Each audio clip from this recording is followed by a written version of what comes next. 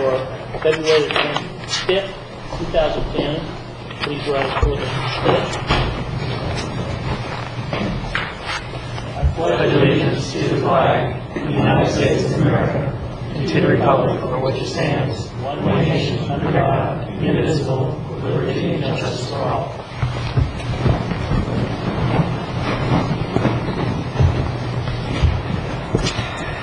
Need approval of minutes for February the 11th.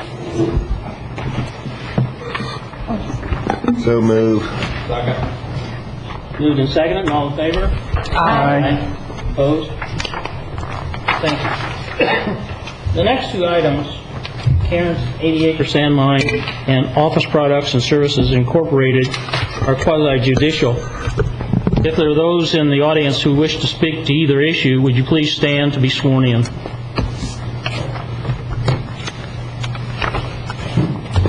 Would you raise your right hand, please? Do you swear or affirm to tell the truth, the whole truth, and nothing but the truth?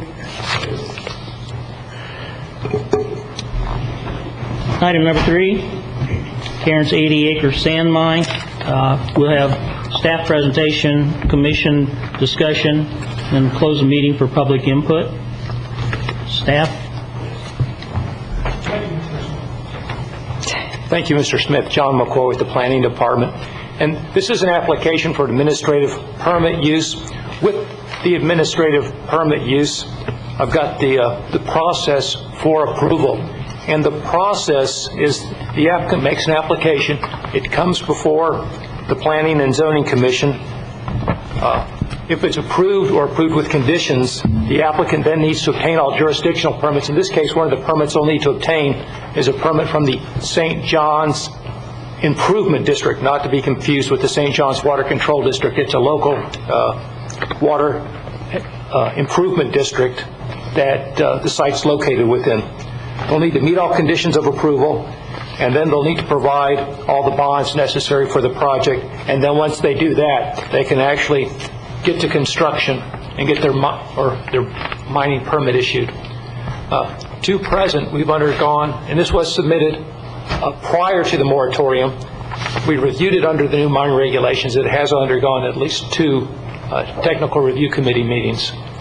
The site is located fairly far west. It's about 4.5 miles west of I-95 and about 4 or 5 miles south of State Road 60. So it's pretty remote in location.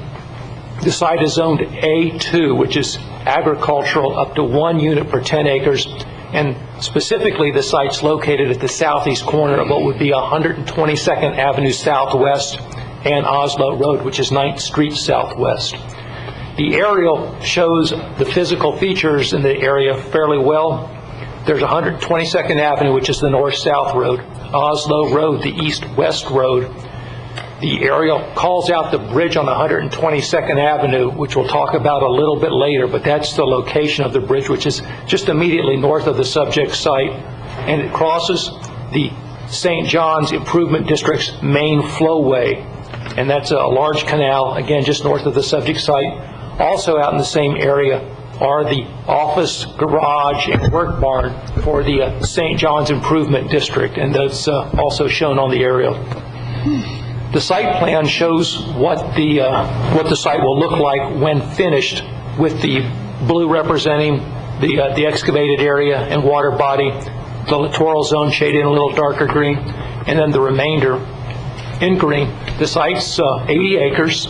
38 acres will be excavation.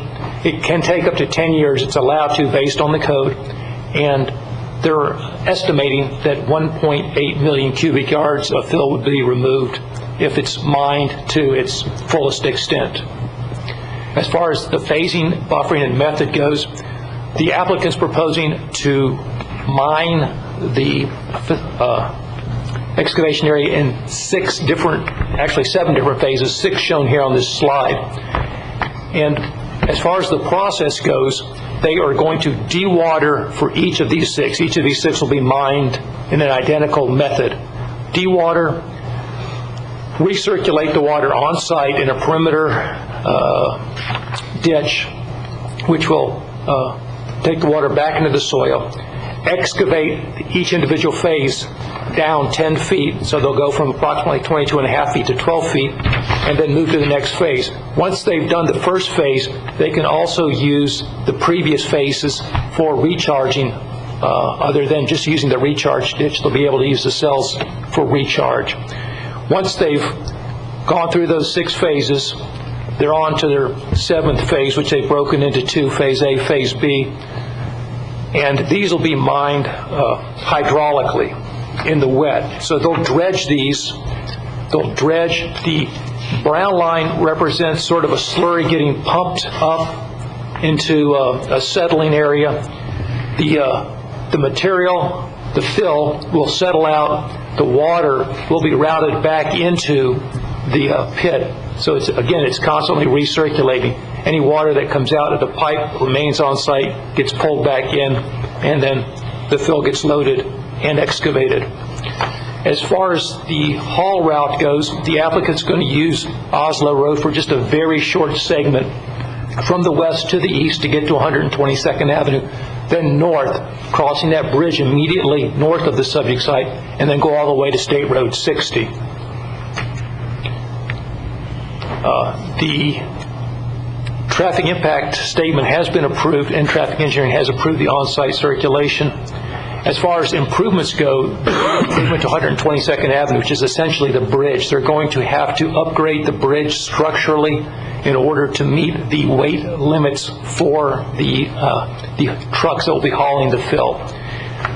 The bridge must be upgraded and inspected by both engineering staff and St. John's Improvement District staff to ensure that the bridge upgrades are what was inspected. I gave you all a couple excerpts of bridge reports in your backup, and that describes how the bridge would be upgraded and goes into a little bit more detail than I will here. The bridge must be periodically inspected during the life of the mine.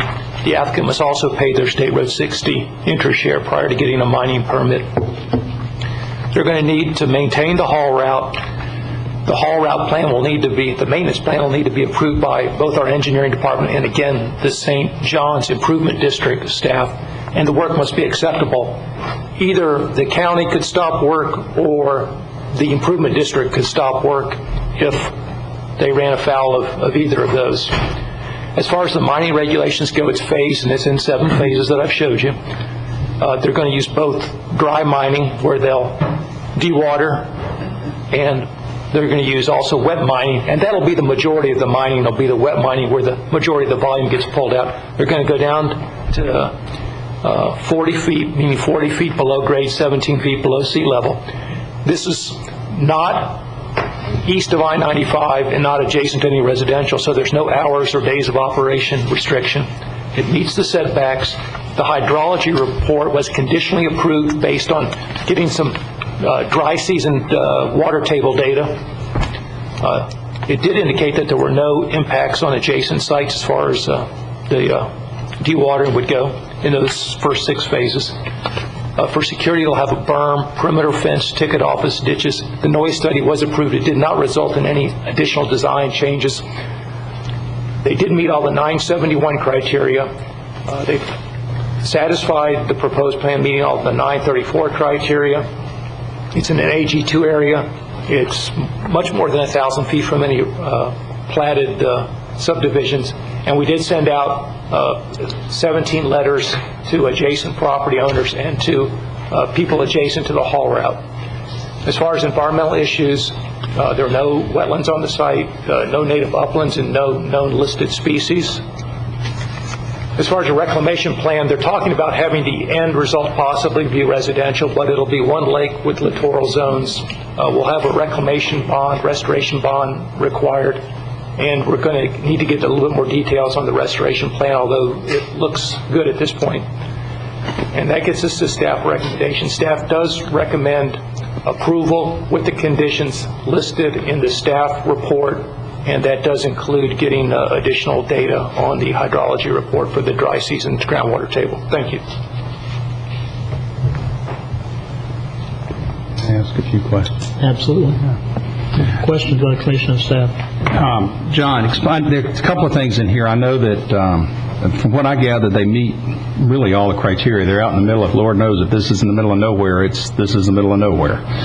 But I am a little confused and appreciate this explanation on the haul route and the bridge and Heritage Road, which is 122nd Avenue. In the staff report, Public Works has conditionally approved the use of the bridge.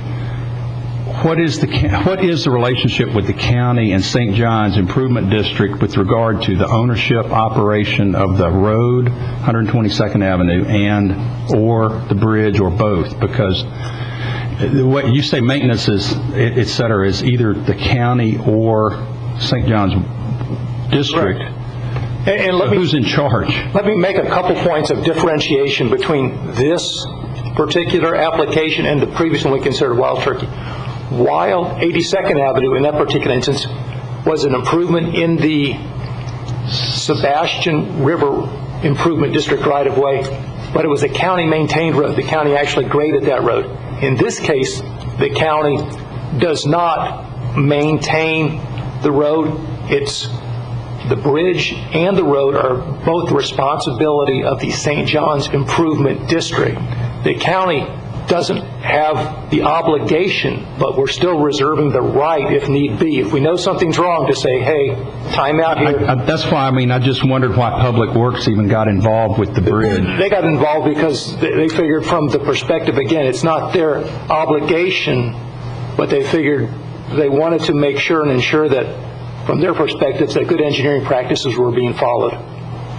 Okay, but I guess then either the county or St. John's Improvement District can stop, shut down, or whatever. They have to have, before they can do anything, they have to have permission from St. John's Improvement District. On any of our haul routes, we indicate the improvement from the mining entrance to Heritage, or 122nd Avenue, and then we talk about from there to Highway 60. Who is going to determine whether they need to improve or do more work on the bridge to Highway 60, because it's not indicated in your report? Is that all tied into St. John's Improvement District and or permits they have to get? We had some discussions with engineering, and engineering setting the minimum benchmark. Essentially, they'll go out, look at it, make sure that it's... Engineering being in Public Works or engineering? Yes, the county engineering, Public Works. So why would county engineering determine what the minimum for St. John's Improvement District They're going to make be? sure it's the minimum for good engineering practices and basic safety conditions. And then after that, the St. John's Improvement District, if need be and if want to be, they could raise that bar to say... as I remember, in the not too distance past, St. John's Improvement District has moved from a 298 district to, what's the next number? Which means that they have the right to pave, non-pave, so they can put demands on them that we cannot put in the county. Is that correct? Or in additional demands? That's my understanding. Thank you, Mr. Chairman. Just kind of to fill in some of the blanks here. Essentially, the public does use that roadway, although it is limited. Basically, they're having to meet the county standards, and they'll have to meet the district standards. And the districts may have standards that exceed the county standards, in which case, in any given case, they're going to have to meet the highest of both standards. So it's going to meet the county standards, and it's going to meet St. John's Improvement District standards. And so there may be, and St. John's, the county Public Works has looked at the road base and the loading that it can take. It's been used for heavy traffic for a long, long time, and it's fine, and it meets county requirements as far as what the county would look at, but the district may require more, and they may require upgrades. The reason I was asking about this county involvement and or the county minimum, the new county minimum is that we don't have to pay, but you've got to bring the base up to what we consider virtual paving. Is that right? Well, you're right. I think what you're driving at, there are two standards for unpaved roads. There's one standard, and there's a higher standard for even higher traffic. And this will meet that standard, or maybe exceed it if the district requires it to be higher. The district could require more than the county requires. That's what the district has that right if they want to. They certainly do. And as I understand your recommendation, as we go through the process, all the approvals are subject to the whatever jurisdictional permits, which means that no matter what, the ultimate jurisdictional permit here is going to be the St. John's Improvement District. And their decision as to the improvements on the bridge, the improvements to the maintenance, and the road that they want to put in place. That's correct. Correct. The applicant will have to keep a county mining permit in good standing and also their permits with the St. John's Improvement District in good standing. Okay. Mr. Chair, John, is there a reason that the third recommendation that staff is making does not reflect all of the language that is in the recommendations in CDM's report? It actually appears on page 3-1 as well as in the conclusions and recommendations 3-4, which calls for wet and dry season water table elevation data and corresponding monitoring well data for 1 year. And that's not reflected in staff recommendation. Is there a reason? I think it gets back to an email where we refined possibly the recommendation that the wet season groundwater table, and I'm having trouble remembering the specifics of the email, but when I went back to the email, we looked at refining that end of it, that there are certain parts that could count for the wet season. So I think we were satisfied with the wet season groundwater table data, but we were not satisfied with the dry season. What about the requirement for monitoring well data? The water table elevation data is model generated, isn't it? Yes, I think John is correct. The data that we have now is 2006 July and 2007 October wet season readings, and they estimated the dry season based on that and local conditions. So they need to make up for that. They need to have wet actual dry season data, and that is particularly for the groundwater level. That's the type of monitoring well data that we're talking about in that requirement, is the actual groundwater level.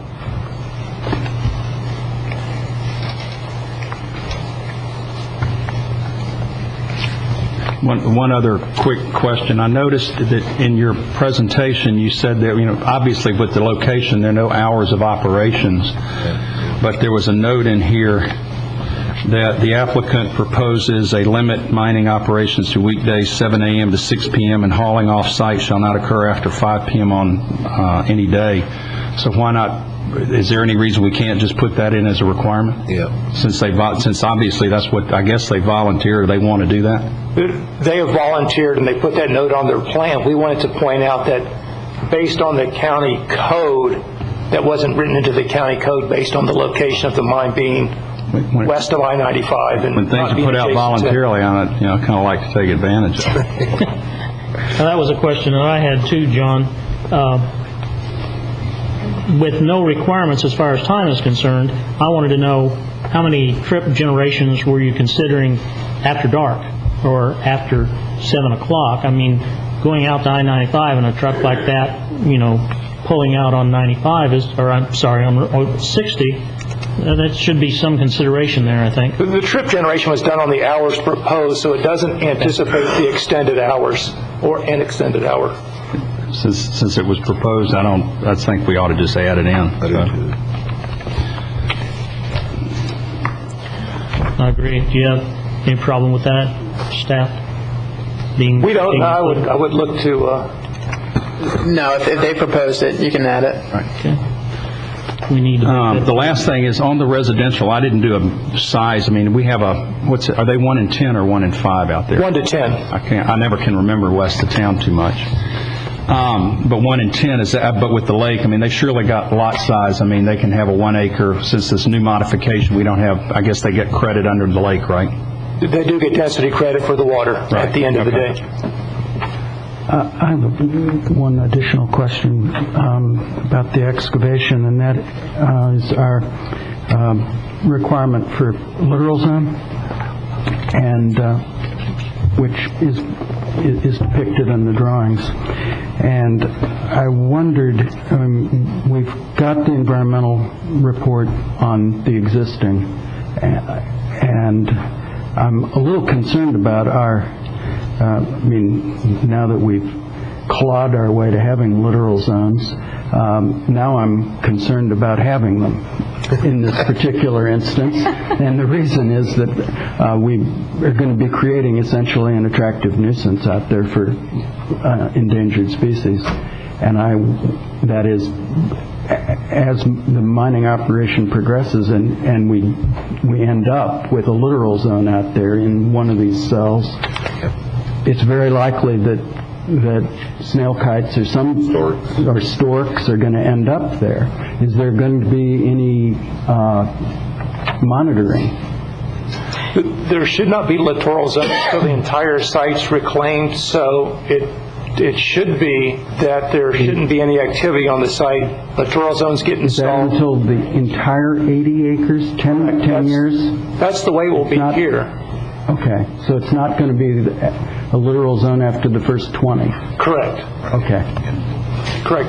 And that's different than the previous one you all saw, because on the wild turkey there were wetland impacts early on, and St. John's required some upfront littoral zones that were earlier in the process. So that's the difference in the timing between the two projects.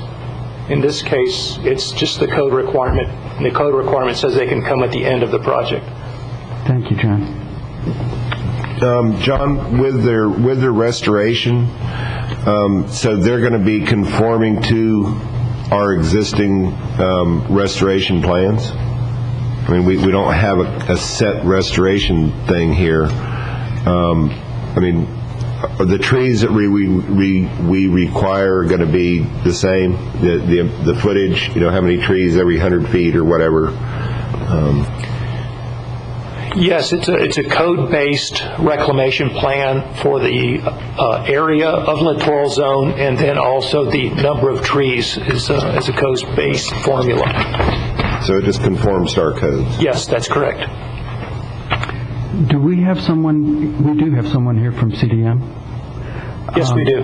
I'm interested in hearing from them about the wet season, dry season water table elevation data, that issue, whether or not the wet season they're satisfied with what, because the conclusions and recommendations are pretty clear. Yes, they were correct in their recollection of the emails back and forth. The data that we have right now does satisfy the wet season information, and so we would just request that we get the dry season, or the dry season data is collected. And so that would be collected by means of monitoring wells? I would assume that they would do monitoring wells. They could also do borings on site. But it would not be generated by a model? Correct, not a model, actual readings, measurements on site. Thank you. Okay. Would you state your name for the record? Yes, Leslie Turner with CDM. Thank you. Thank you. Any other questions of staff? Would the applicant like to speak or speak again?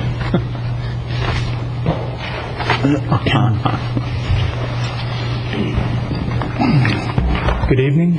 Aaron Bowles, MBV Engineering, 2455 14th Avenue. With me tonight is the applicant/owner, Dr. John Carnes, Herman Taub, the geologist, Angie Vitter, and Deanna Bauer with MBV. We're here to answer any questions you may have. I'd like to just reflect on a couple items that you had discussed. The roadway. Regarding the roadway, we had, per Chris Moore or Chris Kafer's request, we had KSM go out and do some borings on the road and verify that the compaction is adequate. I personally went out there and measured the whole thing, the width all the way down. The minimum width is 24 feet. That road's 24 to 26 feet, except for the bridge. And the bridge, it was agreed to leave it as a one lane and sign accordingly. I just wanted to be sure that it was very clear to you and the applicant that the ultimate decision for the condition, the engineering, the way that road operates is up to St. John's Improvement District and their board. Chris Moore, that that can be a perfect road in the county's mind. If they want it paved 10 inches deep, they can tell you that. Right. And you have to agree, because that's what the district would want. And I've had many discussions with Bob, and Bob's expressed his thoughts on the county getting involved with having their opinions and telling him what to do on his road. Then you have met Mr. Ulovic. Yeah. Bob and I, we've had a few discussions. I'm waiting for the Brooklyn Bridge out there with the span, but that's okay. Let's see what you can stand. He's quite happy with the road. He says he's, the existing fruit trucks and everything driving up and down those roads, the reason is there is a lot of truck traffic out there. The difference is there's not 100 or 200 trucks a day down that road in a consistent pattern, which is what sand mining does, versus 100 trucks in a year out of some of those groves. So I just want to make sure you understand it's going to be their decision, not the county's. Yeah, we understand that. And the other option, or the other item, was the hours of operation. I believe that item was something that was brought up originally, and we were limited to those hours, so we had to abide by them. But if we're allowed to go 24/7, we'd request 24/7. We're not looking to shut the operation down at 6 o'clock at night if they're still hauling, and there's 3 hours of daylight left, or 2. So I don't know if that's something that we can modify while we're here or not. I don't think you're going to have much luck. Did you not propose doing the time restrictions, Mr. Bowles? Did you not agree to do the time restrictions? Well, yeah, we did, based on us being told that there were time restrictions. And based on what we're hearing tonight, they're saying that there are no time restrictions. So if that's the case, we'd be more than happy to go with that. If we're being told that there are time restrictions, then we obviously will live with that. Nice try. But we just need to know what the rules state, I guess. Well, I think the rule is that if you're outside 95, west of it, there are no restrictions. But this commission is interested in laying down some type of restrictions. Is there anything you'd consent to? Any restrictions at all? Well, we'd love to be able to haul it, until dark, or maybe an hour prior to dark. Let's say if it gets dark at 8:30 at night, so 7:30 we stop hauling. Shut operations down to that, maybe an hour before dusk. And what weekdays what days of the week do you want to haul? We'd like to do all days if possible, if it's allowed per code. I'd hate to restrict the client in case there's a big demand all of a sudden, hey, he's got a lot of people that need dirt and he can't. So yeah, an hour before dusk and 7 days a week. George, since they asked us, it was in our minutes. Is there something? Can we not propose what was proposed to us in the description here? I think the applicant's saying that they had a misunderstanding and that it's not their intent to restrict themselves to what's in the recommendation. I don't know if staff has a different position, but I think if they're willing to limit themselves, I believe he said to 7:30 at night, that might be something that this board can go ahead and impose. So we could do 6 or 6:30? There's a difference. The wintertime, there's a difference in timing. Yeah. So, I think they're talking about daylight, everything works at time. Everything works precisely. If we're going to do something like that, then I'd say 6:30 or something as a cutoff, so we have a definite time definitive. Because otherwise, compliance becomes an issue. Why do we want to do it? Help me understand that. You said it's out in the middle of nowhere. Who's harmed by? Well, I'm prepared to accept there is an argument that someone could be harmed by it, but I don't know. It's out in the middle of nowhere. It's out in the middle of nowhere. I go 60 for at night and coming in from Yeehaw, and there's at times of the year there's more traffic than others. And to have dump trucks pulling out, loaded dump trucks, or even unloaded, but loaded dump trucks, throughout the hours of the night, after dark, to me, creates a hazard. That may be just my own perception, and it may not be a real hazard, but I know going along there at 55 or 60 miles an hour and to have a dump truck pull out at 10 o'clock at night concerns me a little bit. It seems to me, counsel, that with this consideration, them not knowing it, that there aren't restrictions on the hauling. That's the bottom line. But what I think we would like to ask is if in a compromise at this time, you would consider no hauling in the evening hours, Past 1 dark. hour before dark. Would that be an allowance you would consider? Well, the only item that came up was, and I just got to thinking about it, is an hour before dark during the wintertime would be, if it gets dark at 5:30, then we're cutting off at 4:30. That could be a problem. So, I think we'd probably rather have. That's my purpose Maybe about a time. Maybe 7 Pick a o'clock. time certain, and we try and work it as best you can. So. Yeah, 6 o'clock just seems kind of early. Maybe 7 o'clock, and if Dr. Carnes is okay with that, yeah, he's okay with 7 o'clock, and we'll be done with 7 it. o'clock or year round. May I ask a question? Are there any residents on the hauling route? One. Not that I know. As I remember, there are none directly on. I think there There's may a couple of ranches out one there. structure, say 40-acre tract off, but not immediately. Again, I'm going from recollection, not immediately on 122nd. Is that a caretaker's house? There are that's two right barns there? next door. There's the St. John's Improvement District, and then there's Marybeck has a barn and an operation with hauling trucks that's right there. That's that little triangle you're missing. There's a barn area there that I'm bringing picking crews and gather up there. So, I mean, there's not a congestion area because there's not that much going on, but there are people there, and that's right at where they're going to be doing this. This is an entrance. There are people living on that road. No, they don't live there. It's just Okay. the daytime operations. All right. Okay. All right. That's what I wanted to know. Thank you. Any other questions of the applicant? All right, are there members of the public that would like to speak? Okay, hearing none. We'll need that time restriction in the motion, is that correct?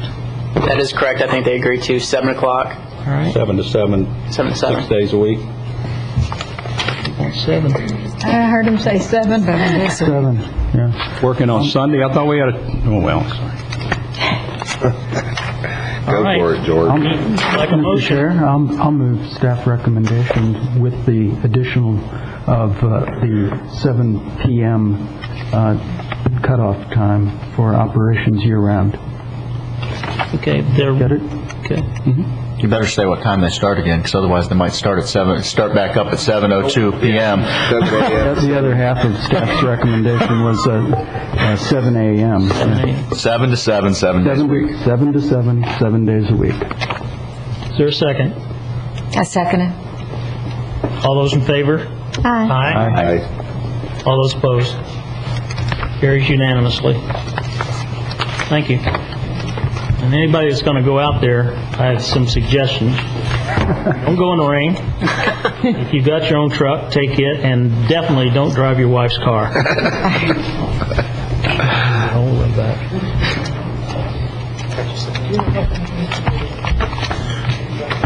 All right, item number 4, Office Products and Services Incorporated.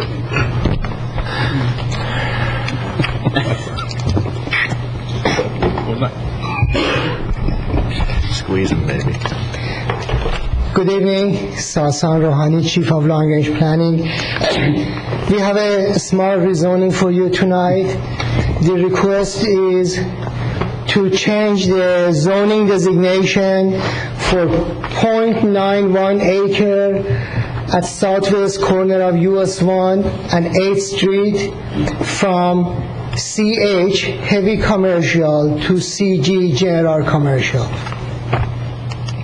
The purpose of this rezoning is to utilize the site with the uses that allowed under the CG zoning district.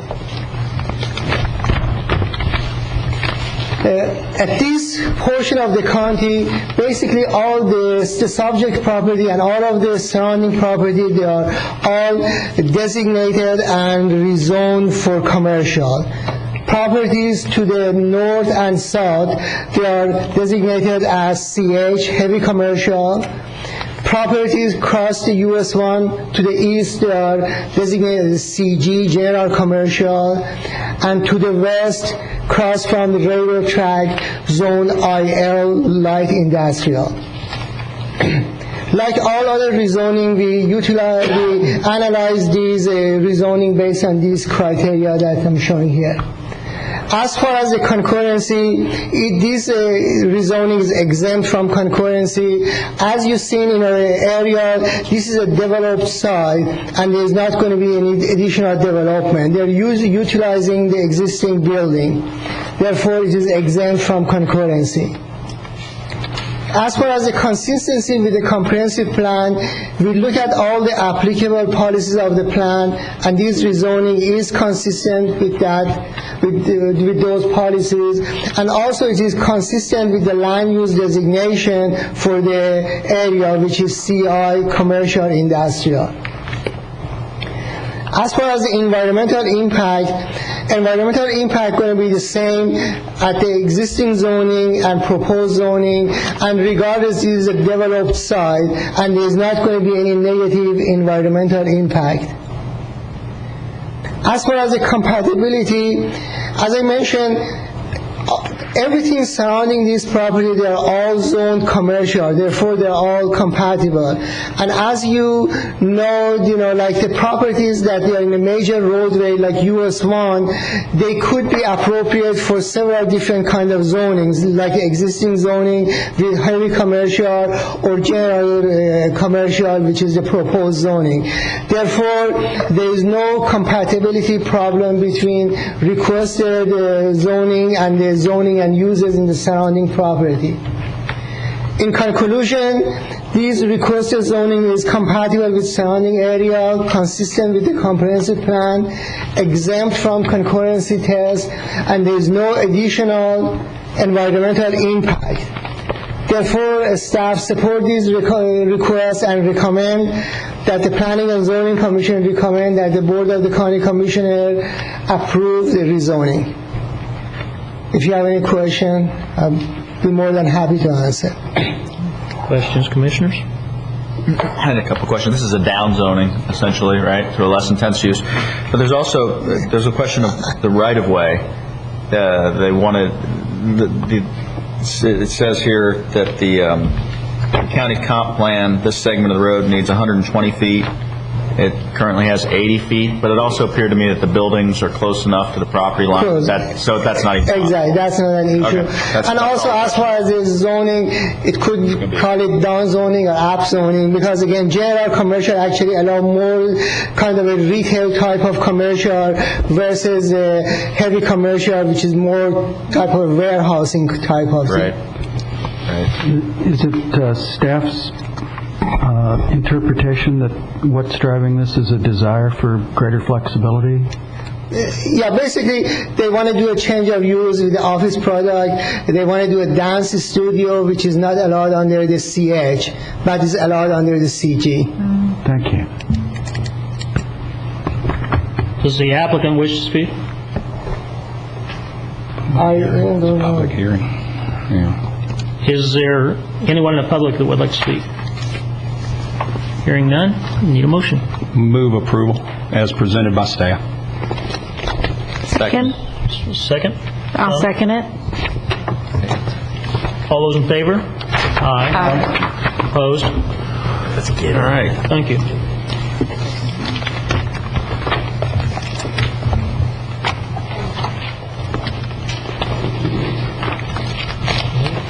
Okay. Now we get to have a little fun. And now we have consideration of the proposed amendments to the LDR Chapters 9, 11, 26, 27 for landscaping and tree mitigation regulations, legislative issue. Mr. Bowling. Which one we can do first? There we go. Thank you, Mr. Chairman. For the record, Stan Bowling, Planning Director. This is a land development regulation amendment, and it's the Planning and Zoning Commission's job to consider a proposed amendment and make a recommendation to the Board of County Commissioners. The landscape regulation purposes that are in the intent section of the landscape code that we have are to maintain and enhance community aesthetics and to provide green space, buffer, shading, and carbon dioxide oxygen exchange.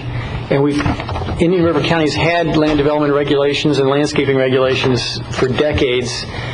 Just a couple of highlights of the changes that have been made. In '97, We added Florida #1 quality standards, and we increased canopy tree sizes.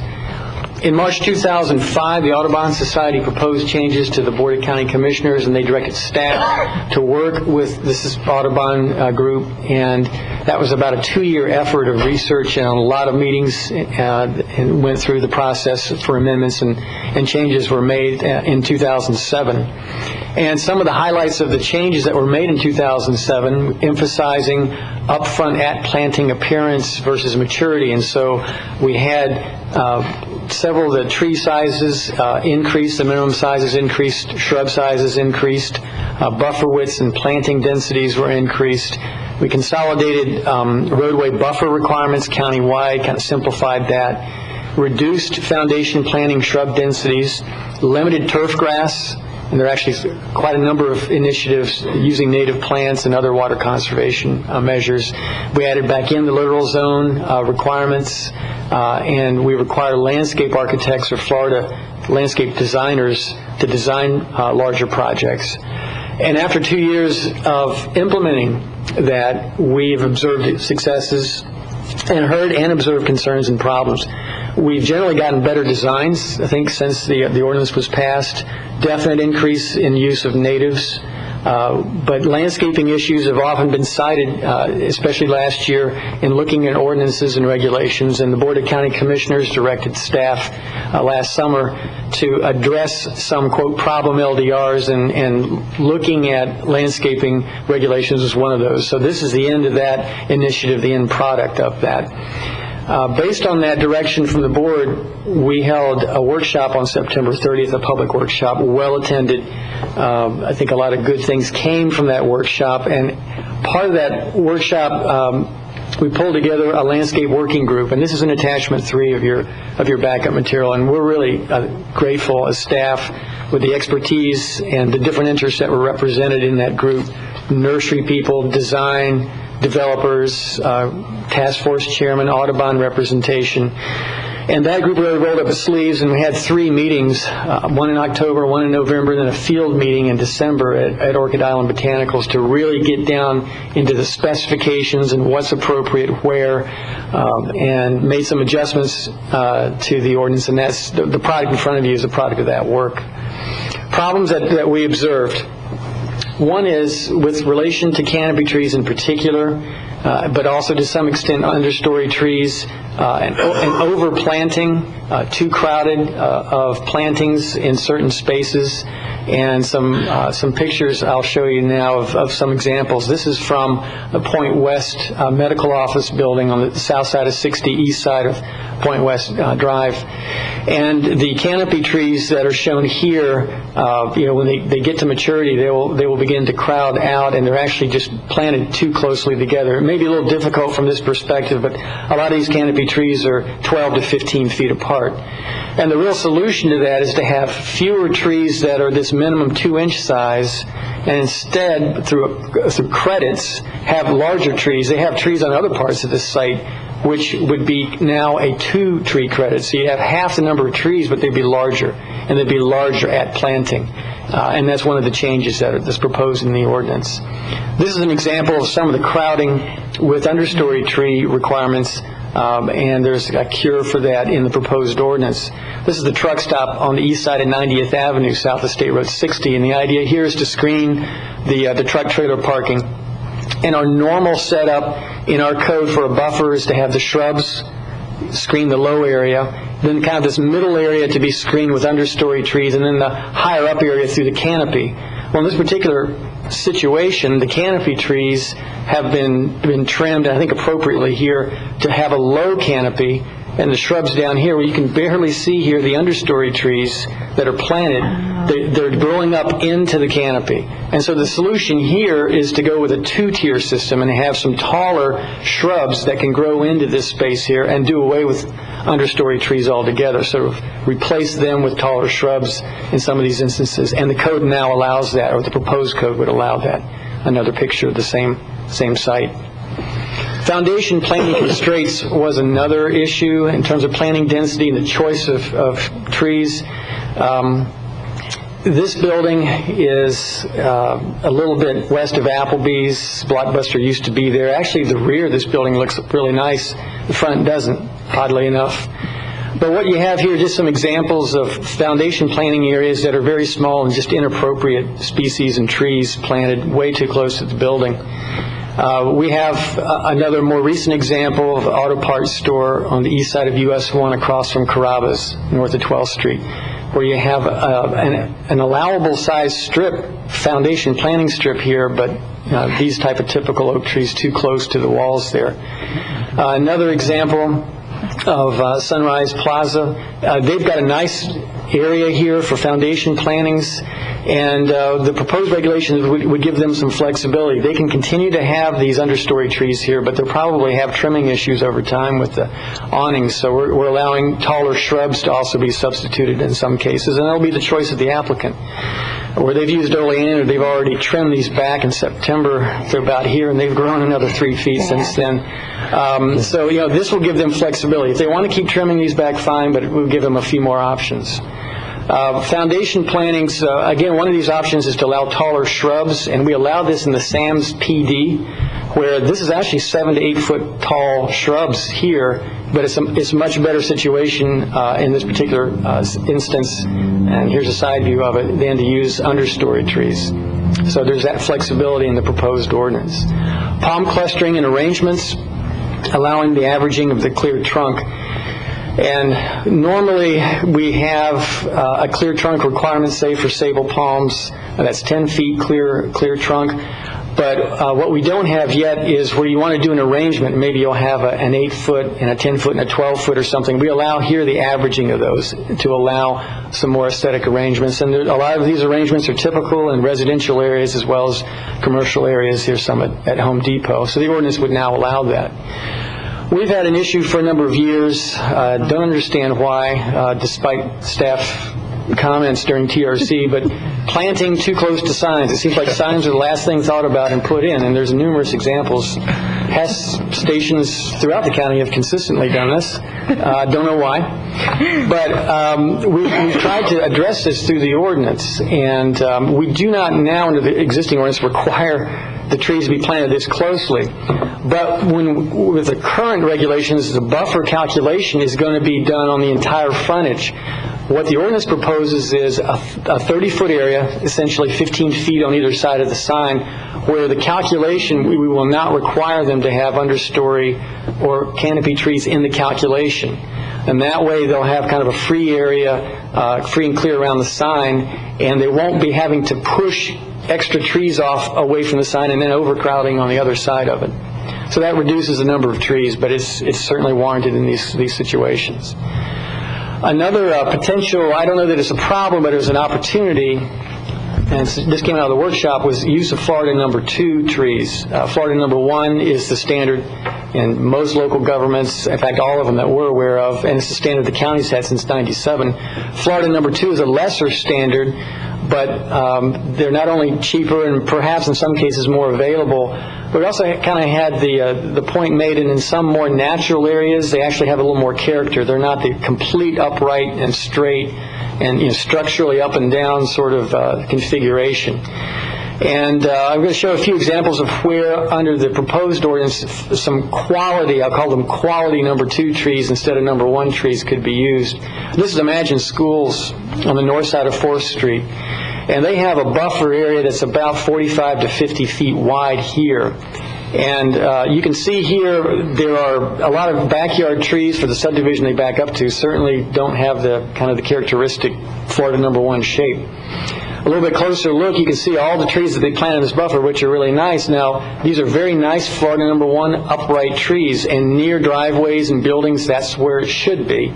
But as you get deeper into this buffer, a couple of these rows of trees and staggered rows, appropriately staggered back here, could be under the proposed ordinance a good Florida number 2. And that would actually probably be a little more characteristic of the trees that are in the backyards there.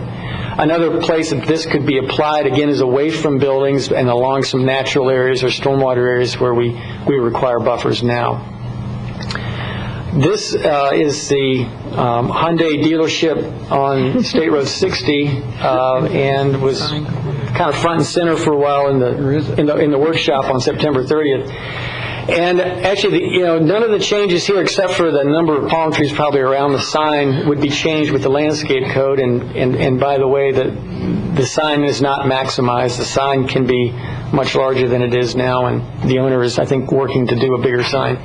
The reason I have this slide in is one of the changes here is to allow the buffer height that we have in corridors to be calibrated to not only the grade of the parking lot, but also the grade of the road that you're trying to kind of buffer everything from. In this case, the site is a few feet higher than State Road 60. So if you go by the parking lot grade as the regulations require now, it actually is more of an effect of a 6-foot tall opaque feature here. So the code's going to allow looking at the actual roadway to parking lot grade and calibrate that. If the regulation is passed, actually, this owner can probably trim this hedge down probably about another 12 inches or so, and still have the same effect from State Road 60 as if he had a 4-foot opaque feature. One of the things that staff and the working group worked on was looking at these regulations and applying to kind of a worst case scenario. And probably the tightest commercial site we've had recently and under the ordinance is this advanced auto parts site. And again, you've got these species of trees very close to the building now. One of the code requirements that is going to drive getting the right species in the right place here is for full canopy trees having at least 7-foot minimum from the building face, but allow 5-foot separations for palm trees like a sable palm here, or a narrow upright canopy species like a magnolia. And we'll also have minimum separation distances between canopy trees and parking spaces, so we don't have too much encroachment there, and especially sidewalks for overhang and so forth. So those are requirements that would come in under the proposed ordinance. This is a site plan from that auto parts store under the current regulations, and you can see in a narrow strip it's about 5 feet wide here. They have magnolias that were put in, not doing too well, pretty close to the building. About a 7-foot wide strip here along the US 1 frontage, and you've got oak trees, live oaks that are proposed there, and understory trees. Understory trees are fine, but the oaks are just too crowded.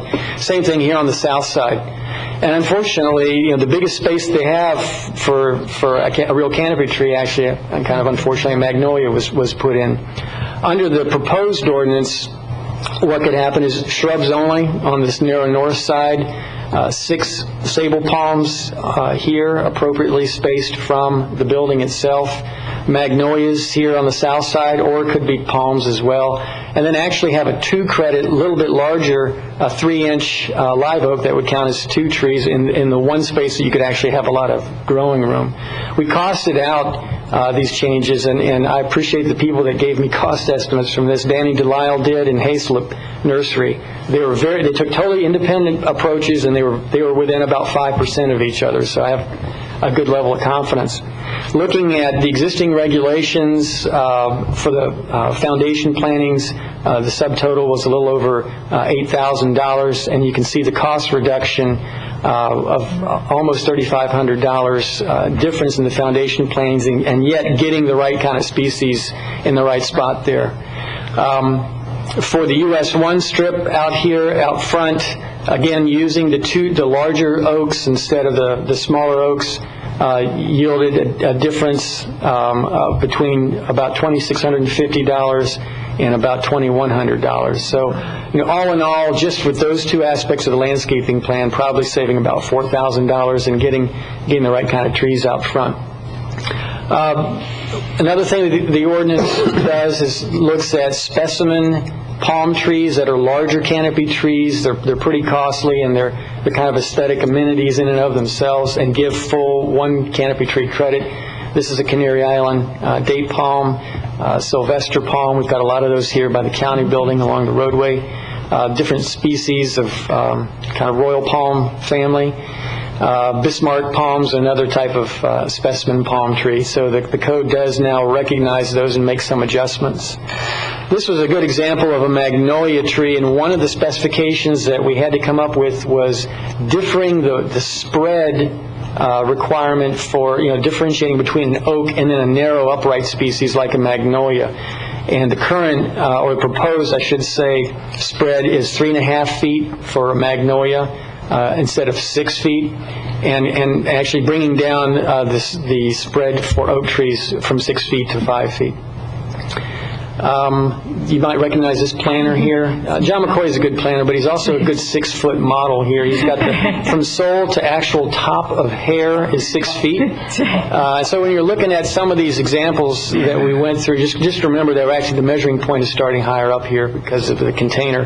But this is an example of a cluster, a multi-trunk palm, 5, 6 foot, and 7 foot. Together they add up to 18 feet, and so they would be able to get a full canopy tree credit for this cluster. John's doing a good job here doing his Leonardo da Vinci drawing sort of thing here. We've got about a 6-foot spread, and he's smiling because this is a Florida #1 tree that would get 2 credits, and it's got the right kind of spread there. John's not quite as excited because he's standing in front of a Florida #2 tree. But this is a good Florida #2 tree, and so it could go in some of the more remote areas that we're talking about because of the big split they have here and the 2 kind of co-dominant splits there. This is a Canary Island date palm that would meet the new requirement, minimum requirement to be counted as a full canopy tree. This is a Bismarck that would meet the new requirement, a minimum, and would be counted as a full canopy tree. And this is a Royal Palm meeting the minimum requirement, and it could count as 1 canopy tree. This is kind of the gag shot at the end, but this is what, Bismarck can get pretty big, I guess, if in the right location. The Professional Services Advisory Committee looked at the proposed ordinance and voted 8-1 to recommend that the board approve it. Staff also recommends approval, and I'd be glad to try to answer any questions that you all might have. Stan, 2 quick things. I think you all have done a magnificent job. I know that this has been worked on for a long time, and whenever you get into buffering and landscaping, it gets very technical, regardless of what anybody thinks, and then opinionated, and after that, you've come up with a great plan. I do have 2 things, and I guess one of them is a little bit of a small pet peeve, and I didn't hear it really brought up. You addressed it in some regard, but when we do parking lots and we do buildings and the structural plantings, you adjusted the plants to the building. We never ever consider, or I don't believe we ever consider in our LDRs, the adjustment of the paving in the parking lots to allow larger circles or larger trees. I know that we have a precise academic method for determining the number of parking places around any given building, but it seems to me at times maybe 5 parking places wouldn't be so much if we could get a little bigger area where plants would grow and things would be fit better than trying to tighten everything up to the point where, because of the asphalt. And nothing you can do about it tonight, and I'm not proposing it. I just thought I'd get it off my chest for the 14th time. Would you like a response? No, not yet. Okay. I got one more. You can put it all together. All right. The other one is that we never seem to consider, and I know you and I have mentioned this a couple of times, we have buffers, we have property lines, we have easement lines, and in many of those pictures there we've got the major trees. Every one of them are under a power line, and we never can seem to get the trees out away from the power lines. We got to wait for them to grow up and get cut down, or to take it out. So, 2 just structural changes that if we get to the 3rd or 4th phase of this, when Genzi and these guys bring it up for the 15th time, if we could incorporate less asphalt and more space for planting with changing our parking laws, or if we could change that slightly, I don't know that it would make that much difference in a parking lot. Secondly, let's give if we're going to get rid of the county's taking over power, let's try and protect our own power lines so the city doesn't have to trim our trees anymore. Right. Okay.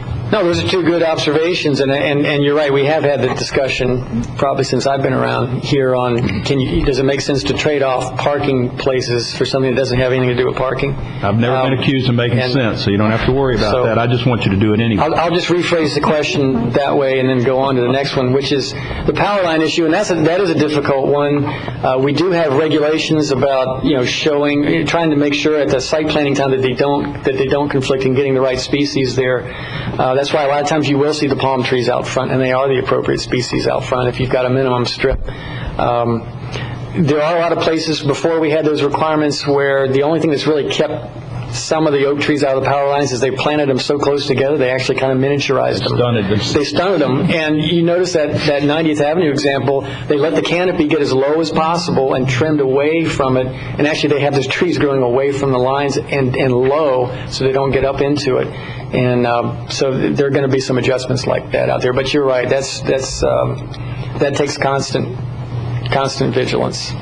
Last item is the Florida number 2 tree. I've never understood why we were so hung up on number 1s. I'm not sure that after a period of time a number 2 is any different than a number 1. And I always thought number 2s had lent more character. Sometimes they have oddball shapes that we don't seem, instead of just uprights like field goals posts. So anyway, that's it. I think it's y'all have done a great job.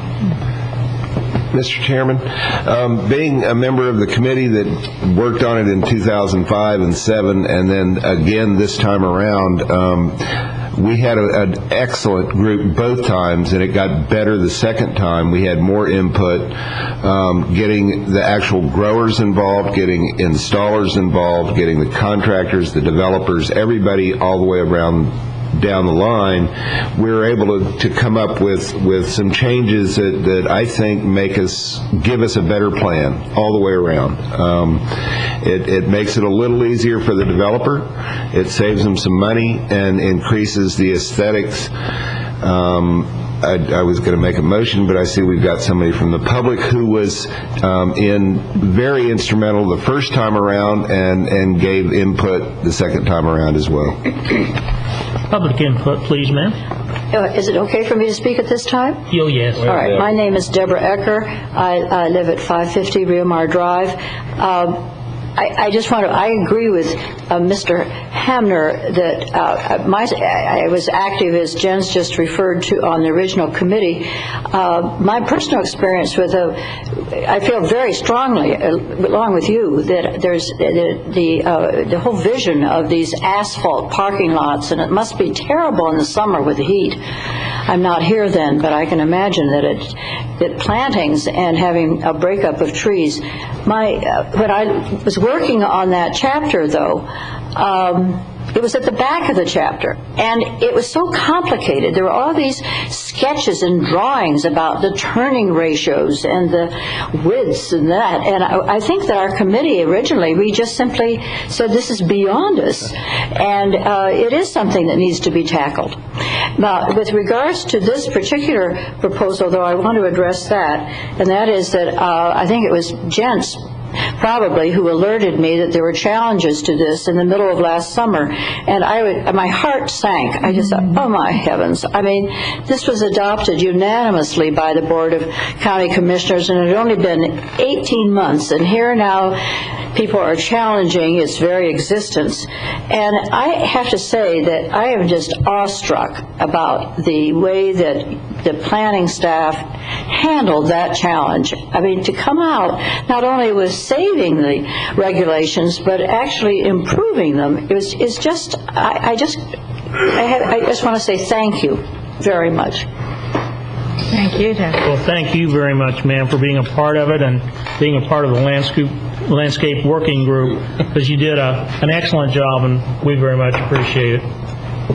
And it would be appropriate if we had a motion. I would like to make one comment, and that's following up on George's observations, and I think observations that came from staff's presentation and that we've all made at one time or another, and that's that the next go-around we might want to consider an additional subsection in 926.12 or 926.13, dumb ideas to avoid, and we could actually have a listing of them, and because there are plenty of them that you could photographically document that are out there that are not excluded by the ordinances, but they just keep getting repeated time and again, and they're just setting themselves up for failure.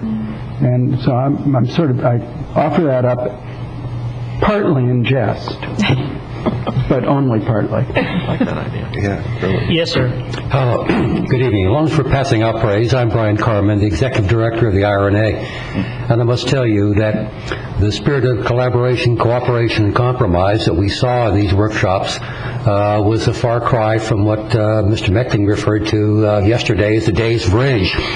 And we're very encouraged by that. We'd like to see more of it. The RNA plans to participate in it, and again, to enter those stages of collaboration, compromise, and cooperation. And my congratulations to the staff for leading the effort. And first time I've been to a PSAC when it went 8-0. Thank you so much. Thank you, sir. I move staff recommendation. I'll second that motion. Mr. Chairman, you should maybe officially open. I know people have been speaking, but open up for public hearing and then close it and then do a motion. Okay. Public hearing is now open. That was before Deb. Exactly. That was. We'll make sure that's reflected in the minutes. Now closed. After Brian. Now, do I need a restatement of the motion? No, the motion's fine. Okay. Motion and second. All those in favor? Aye. Those opposed? Thank you. Thank you, staff. And again, Thanks, Danny. Staff did that. Excellent. Great Good work. job, Danny. We now have a public discussion of the draft here on future land use and public school facilities. This is going to be kind of like a workshop in that members of the public that would like to ask questions and make comments, we welcome those. And with that, we have a presentation now. Yeah, good evening, Commissioners. Bill Shute, Senior Economic Development Planner for County Planning Division.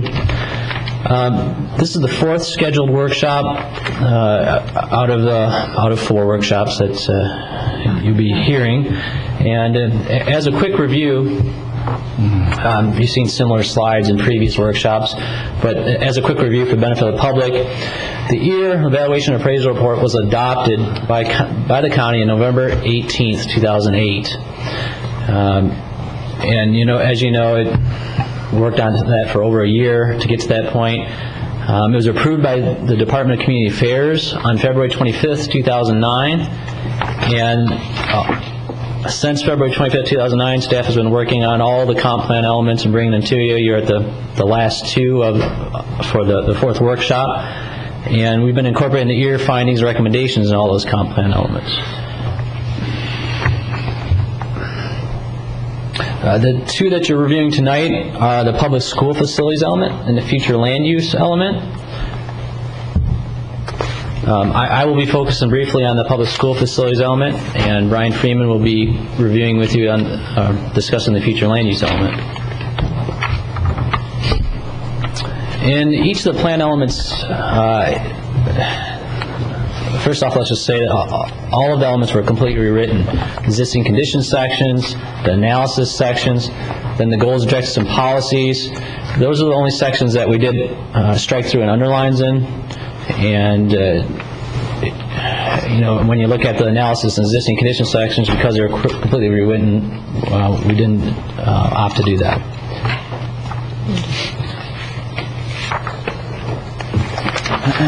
The public schools space element is a bit different than the other comp plan elements, in that it was created and adopted only a few years ago. In fact, the element itself was adopted in October 2007. The evaluation appraisal report was adopted only 1 year later, as mentioned earlier, in November of 2008. The purpose of the public school facilities element is to implement school concurrency requirements that were enacted in 2005 by the state legislature.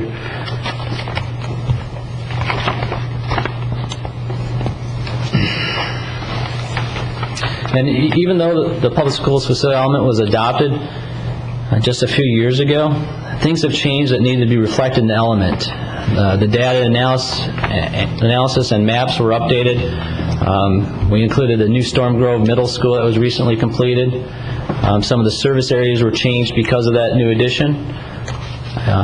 New school enrollment capacity data were incorporated from the most recent from October of this past school year. And with all the changes, the level of service standard for the schools has been met and is maintained. There's been minor changes to the objectives and policies, nothing really significant to note, just a few words here and there. And overall, with the updates, the public school facility element meets state school concurrency requirements. That's the end of my presentation. If you have questions specific to it, I do have a question. I was hoping that Mrs. Johnson would be here tonight. On page 27, it talks about that we have 14 elementary schools and that we have the need for 2 in the 5-year plan, and one of them is supposed to be coming online in 2013 and 14. And yesterday's paper, we're closing Thompson Elementary School, or repurposing it. And it seems like, as a taxpayer, that why are we closing an elementary school when we have to build 2 more in the next 5 years? It kind of flies in the face of reason, and I don't know, maybe the school board is a better place to bring this up than here, but we're being faced with it, so.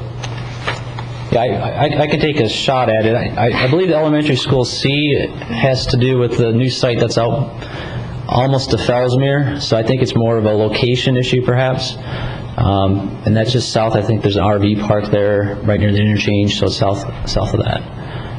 So it's part of the answer perhaps.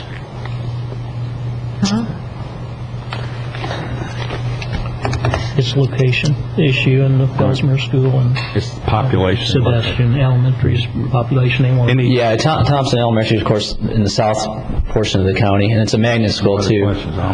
So it draws from all around the county. But I know that the numbers are down to 300 and something students. 357. It just, one of the things I wondered, and that's why I was hoping somebody from the school board, where we have classroom size issues, and it looks like we've got plenty of capacity, that we're below, by 88% is about where we are, that if we're going to take these 355 kids and put them in some other schools that are relatively close, but they'll have to be bused because I think a lot of them live in that area, then are we going to be increasing classroom sizes where then the school board is going to get in trouble with the state and they have to do something else to reduce classroom size? I can't speak with the authority I used to speak, Jens, so school board don't jump all over me, but I believe that the new Vero Beach Elementary is going to have larger capacity and will take a lot of the kids that are going to come out of Thompson, and then they're going to send the other students into schools that have the capacity to take those classrooms, and it won't have anything to do with the class size of members per se. I understood they'd been literally counting rooms, trying to figure out if they had empty rooms in different places to reshuffle, so that's what I had heard. But Greg knows more than I ever knew. I know too. I just came from a meeting prior to this for, my daughter goes to Osceola Magnet. They're looking at relocating that to another site or reconstructing and increasing the capacity from, I think it's around almost 600, maybe in the high fives to go to 750. So they're doing other things to increase capacity at other schools too, and that's within maybe 2 years. Does your element satisfy you as a parent of a student that's going to be in the school district? I believe so. Oh, there's a recommendation. I'd move approval. And the second? Based on that one item. I'll second. We don't need any. All those in favor say aye. Opposed? What, we don't need approval? Yeah. Oh, we don't? Oh, we like it, though. Don't worry, you got the next one coming on land use. You're not going to get anything approved. Oh, I thought we had to approve it to send it on to the commission. All right. Not a work, that's a workshop. Nice He's second. right. Scoop on it, all right? All right. Now the big one. Did y'all mark down how many trees we killed printing this thing? If you take all of them. I'm sure we're not done yet. My name is Brian Freeman. I'm a senior planner with the Indian River County Community Development Department, and I figure we'll be spending some time on the future land use element tonight, so I'll just keep my seat right here instead of standing at the podium. And the future land use element is one of the many elements in the comprehensive plan. It's probably the most complicated and intensive element of all the elements in the plan, and so that's why it has the agenda mostly to itself for the workshop tonight. And looking at the future land use element, there were several major issues that were identified during the evaluation and appraisal report process in 2008, and those issues have carried over into the future land use element that is before you tonight. And the first of those is the retention of rural lands, and this applies to both natural areas and agricultural areas that are outside of the essentially the urbanized area of the county. And these areas are facing some difficulties that are coming from several factors. One of those is the encroachment of residential development into agricultural areas, and this is particularly from ranchette type development. And also there are the issues facing the citrus industry that result from more than one disease that's afflicting citrus at this time, and also in recent years have been the hurricanes that have also caused some difficulties as well. Another major issue is the low density suburban sprawl, which has been the primary type of development that's been occurring within the urban service area. The urban service area boundary has done an excellent job at containing growth to the easternmost portion of the county, but at the same time, much of the development that's occurred within the urban service area is what could be characterized as suburban sprawl. And related to that, another major issue has been the disconnections that have occurred between adjacent uses as they've been developed, and this applies to both vehicular and pedestrian connections. And as a result of these disconnections or lack of connectivity between developments, this has resulted in putting more traffic onto the county's main thoroughfares. And one final major issue that I would highlight this time is commercial strip development. And the comprehensive plan has done a pretty good job, better in some areas than others, in trying to limit strip development. But this is a concern, especially in major corridors such as State Road 60 and US 1. There are 20 objectives in the future land use element, and I'm going to spare you. I'm not going to cover all 20 of them tonight. I'm going to highlight the ones that have the most work to them. And those are highlighted in yellow, and these are just the first 6 on the table that's being displayed right now. And the ones that are highlighted in yellow are the ones I'm going to cover. And just want to note that for most of the objectives themselves, which the objectives just are targets for that the county has in trying to achieve regarding development and growth. For most of them, it's just the only changes to the objectives themselves are revising the targets or the target date. There were some changes to numbers 1 and 4 that are the result of state legislation, which is known as House Bill 697, that was adopted a couple years ago. And these deal with the topic of energy efficiency and greenhouse gas emissions. And so objectives 1 and 4 tie into those issues, and so those have been included in those objectives. And then also, I just want to note that I'm not going to cover in detail objectives 2 and 3 during the presentation, but there were some changes to the policies. Primarily what occurred is that some of the policies that were in objective 2 dealt more with services and levels of service, and since objective 2 is more about the urban service area and objective 3 deals with levels of service, those policies were relocated from objective 2 to 3, but there really wasn't any modifications to the text of those policies that were affected. And just looking at some of the other policies, I'm going to be highlighting objective, or I should say objectives. Objective number 9, which has to deal with development aesthetics, and also objective number 18, which deals with traditional neighborhood design communities.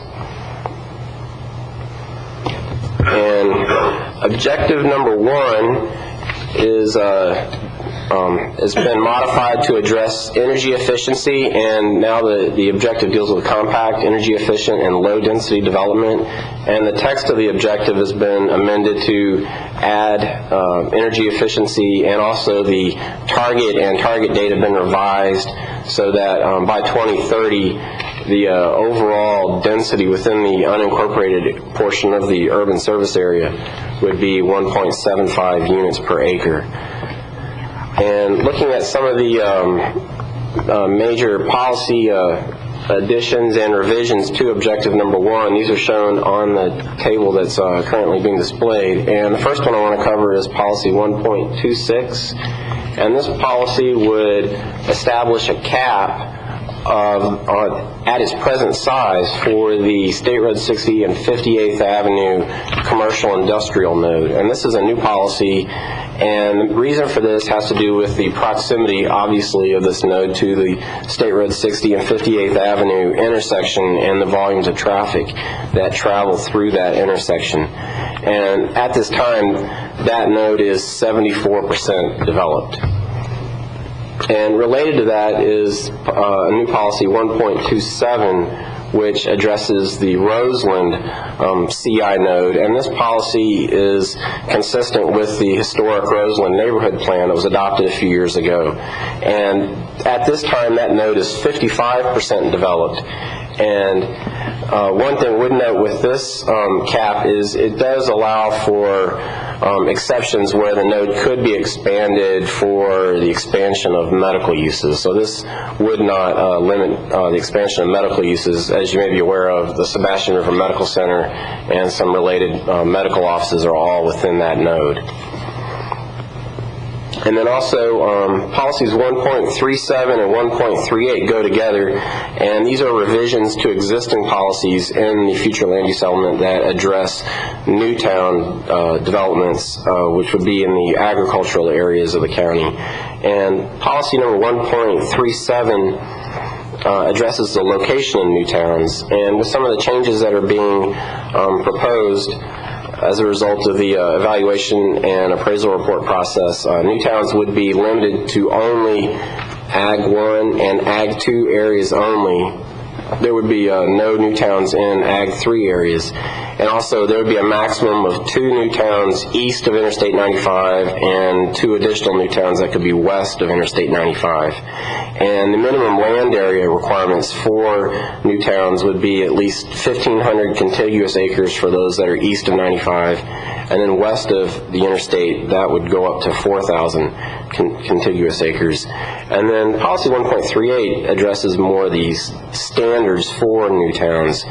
And some of the changes that are in here would require that each new town would need to include the full complement of uses that you would find similar to a small town, and these would include residential areas, shopping areas, work areas, public or institutional areas, recreational areas, and natural areas. And as part of the natural areas or agricultural areas, each new town would be surrounded by a perimeter green belt, which would need to comprise at least 35% of the land area of the new town, and this green belt would need to be dedicated to mostly agricultural or natural land uses. Also, new towns could be developed at a gross density of 1.5 units per acre. It is expected that new towns would also be a potential receiving site for transfers of development rights, and where that would occur, that could increase the density within a new town to a maximum of 2 units per acre. We have a question. Brian, or Bob, I'll ask you, since this is a workshop, do you want us to hit these as we go along if it's fresh, or do you want us to wait? No. I mean, I think it's better.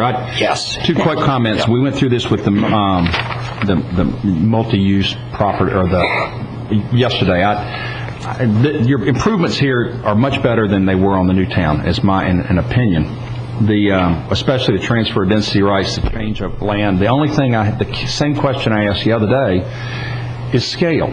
Do we really know we haven't had a new town develop here. There's very simple reasons, as everyone that I've ever talked to says, that the densities, the properties, they don't work. And I think that we had this not multi-use, what's the mixed use? The same question yesterday is that I'm not sure mathematically that we're getting the numbers right. Maybe we don't want to know what the numbers are. Maybe we don't know, but before we ink anything, I really think we need to understand the scale of what is necessary. I mean, when you bring in a Publix, I understand they've got to have a population of 3,000 to 5,000 people before they'll even think about the footprint of a store. So somewhere out there, there's property that says, or there's equations that say this works or it doesn't. I think on paper right now, this looks like a nice project. One of the comments I heard earlier in the week was, well, it's not going to work. It doesn't have, it doesn't fit, meaning the people to do what you want to do. So we got to decide whether we really want this or not. I mean, I've always been and will continue to be an advocate for every option that ag gets. When you all want to protect us from the residential areas, be careful what you ask for and protect we don't really want protection right now. We need every option we've got. So the reality is I don't know whether this works or not. I think you're making the right strides, but I'd like to find out somehow. I don't know how to go other than my recommendation on this is go ahead, but we need more too. We probably need more in knowledge than what we have here mathematically, because I'm not sure this even works yet. You may not want it, but I mean, the fact is if we're going to put it in, let's make sure it's going to work. Yeah, and I think east of 95, we are on the real low end with the 1,500 acres and getting up to 2 units per acre if you transfer in a half a unit an acre for the total amount, because we're talking then 3,000 dwelling units, so you're talking about 6,000 people or so. And that doesn't support a new town, does it? That's the point. Is I don't, and I know that Gary and the commissioners and people have objections to the populations, and I'd like to figure out a way to hit a happy balance, but I don't care if it's 6,000 acres, as long as it's going to work. If you really want to do it, it's going to work. If not, then... And it can be 6,000. The 1,500 is the minimum. And I think what we're looking at is the minimum can work, but it is probably the very minimum that can work. We'd be hoping maybe it would be larger. I'm not sure. I'm really not sure it works even at the higher scale. But I don't want to belabor the point. I think you understand my point, and I can't give you an answer. So, this is a very interesting debate because it's all preceded with your commentary and what your primary objectives is that, okay, we've had this system of LDRs, we've had this urban service district, and it's served us well, but it's created a pattern of urban sprawl, which is bad for our environment, puts a huge stress on our infrastructure in many different ways, and it's something that is, it's difficult to live with for a lot of people that travel on those roads and everything else. So we want to get away from that, and I think as planners, I can see in this document how you're attracted to the idea. But on the other hand, what concerns me is I think going up to 30,000 feet, we fundamentally have to make a decision. Are we going to have the courage to create the incentives and to give the developers who might walk this plank the freedom to create something that's economically viable, or are we going to try to micromanage, do a bunch of fear-based decision-making that's going to result in just more of the same? And when I read through this thing, and I understand both points of view, I really do, but when I read through this thing and I see us trying to micromanage, the pitch of roofs and the colors of buildings and things like that, I think to myself, my goodness, this is fear-based decision-making. I don't really think this is going to get us to where we want to be. Now, if we want to get away from the urban sprawl type thing, we have to have the courage to give people the flexibility and to provide the economic incentives. And we're halfway pregnant, but by saying, okay, we're gonna allow density credits and things like that. But I feel in this document that it's so tentative that it wouldn't be attractive to anybody, and we just end up with a lot more of the same. Page 109 in your document. middle of the page, it says, in the future, it will be important for the county to preserve agriculture and to limit encroachment of urban uses into agricultural areas. To protect existing agricultural uses, the county development regulations should not further accelerate the conversion of agriculturally designated land into residential ranchettes. And yet, the new town, I don't know.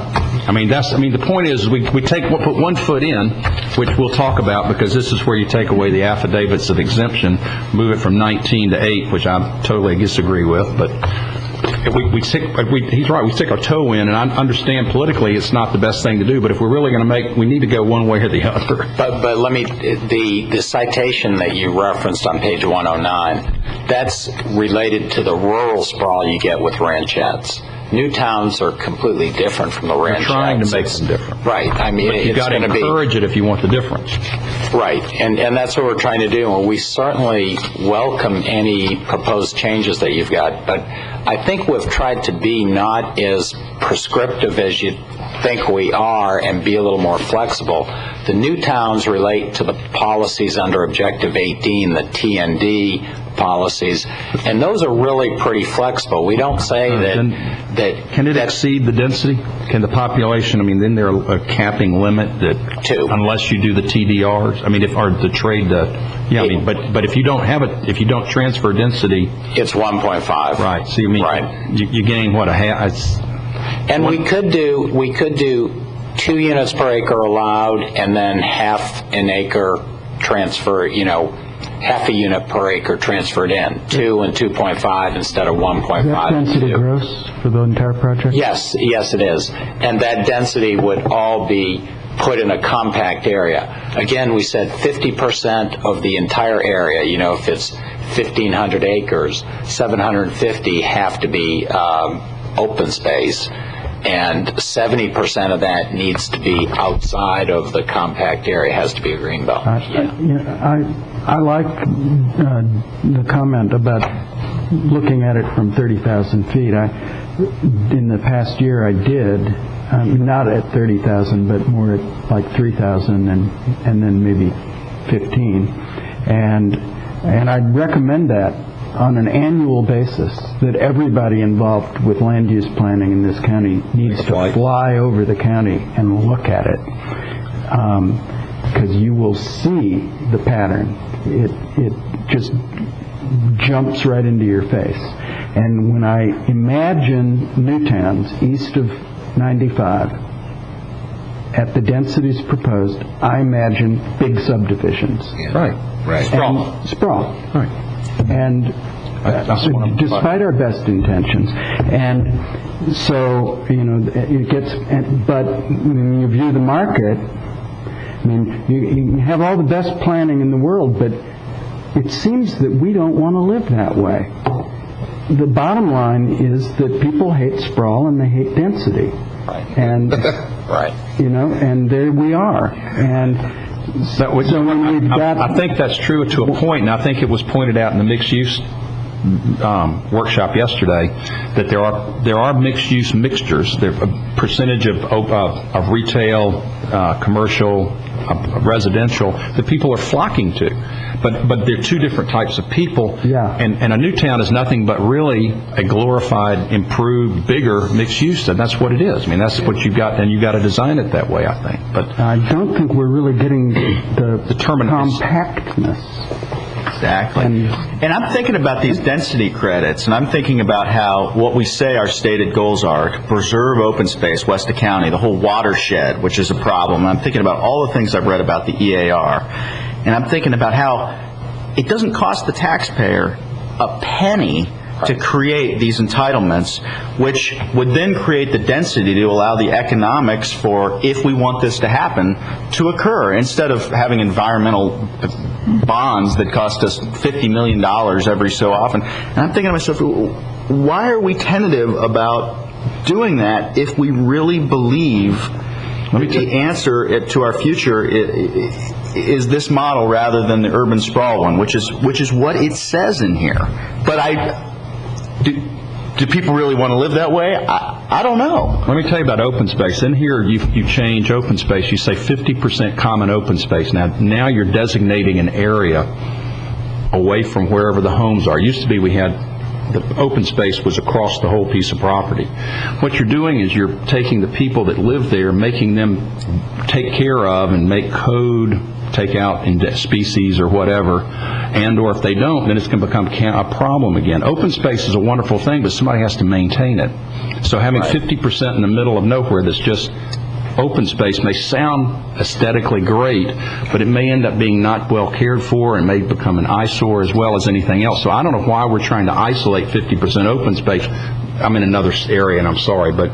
But it gets to the micromanagement of it in this... Well, that's compounded if it was an old grove. Right. A group of old groves you put together. I'll get to the other in a minute, so I'll try not to get sidetracked. And we're open to suggestions. You know, if you don't have standards and criteria, and we heard that pitched yesterday too, if you don't have standards and criteria, you're going to get what we have. Well, we understand, but I'm trying to figure out where these numbers are coming from. It's the same as other people. I don't know, because everything I've heard is we've got to have like 4-to-1 in density to. You've got to beef it up. It's got to be beefed up more than we're allowing it to be beefed up. And you've got to, if you want it compact, you've got to be able to target the compactness, beef up the area, and allow 8 units to the acre right there, and then it comes from. But it will not. At 1 in 10, you're not going to be able to get there without some kind of a credit system that people are going to accept. And that's what I don't know that we really know the number. I think my number is just as shooting in the dark almost as much as yours is, in the sense that you've added, put your toe in. It's like now when you're talking 8 units per acre, I'm not sure what you're talking about. When we talk 2 units an acre, we're talking over the entire Newtown area, the entire 1,500 acres. You'll have actually 4 units an acre when you put those people in the compact developed area. And the reason a Newtown's a lot different from just a standard subdivision is you are going to have a town center. You are going to have mixed uses in the town center, and you'll have neighborhoods around the town center and residential in the neighborhoods as well as some in the town center. You know, think of Liberty Park with green belts around it. So help me with this. Are we going to require the development of the town center and the commercial before the residential? Because if we don't, we aren't going to get it. Right. And commercial can't live like that. That's impossible. So we're in a chicken and egg situation. I mean, we've seen how that plays out. Well, and again, what you've got to look at is how these new towns are designed. If we have one east of 95 and it's on 82nd Avenue, and 82nd Avenue is improved as it's programmed to be, and we're in the design phase, and you have the town center out there, you're not just depending on the capture of the new town people. You're getting some of your patrons coming by. So, So you're saying in the 1,500 acres, you get 2 units, which is 6,000 people, or 6,000 densities. But you can only, that has to go on 750 acres. Right. Because 50% has to be left open. So you got 750, and you got about 9. Okay. Some of it's going to be commercial.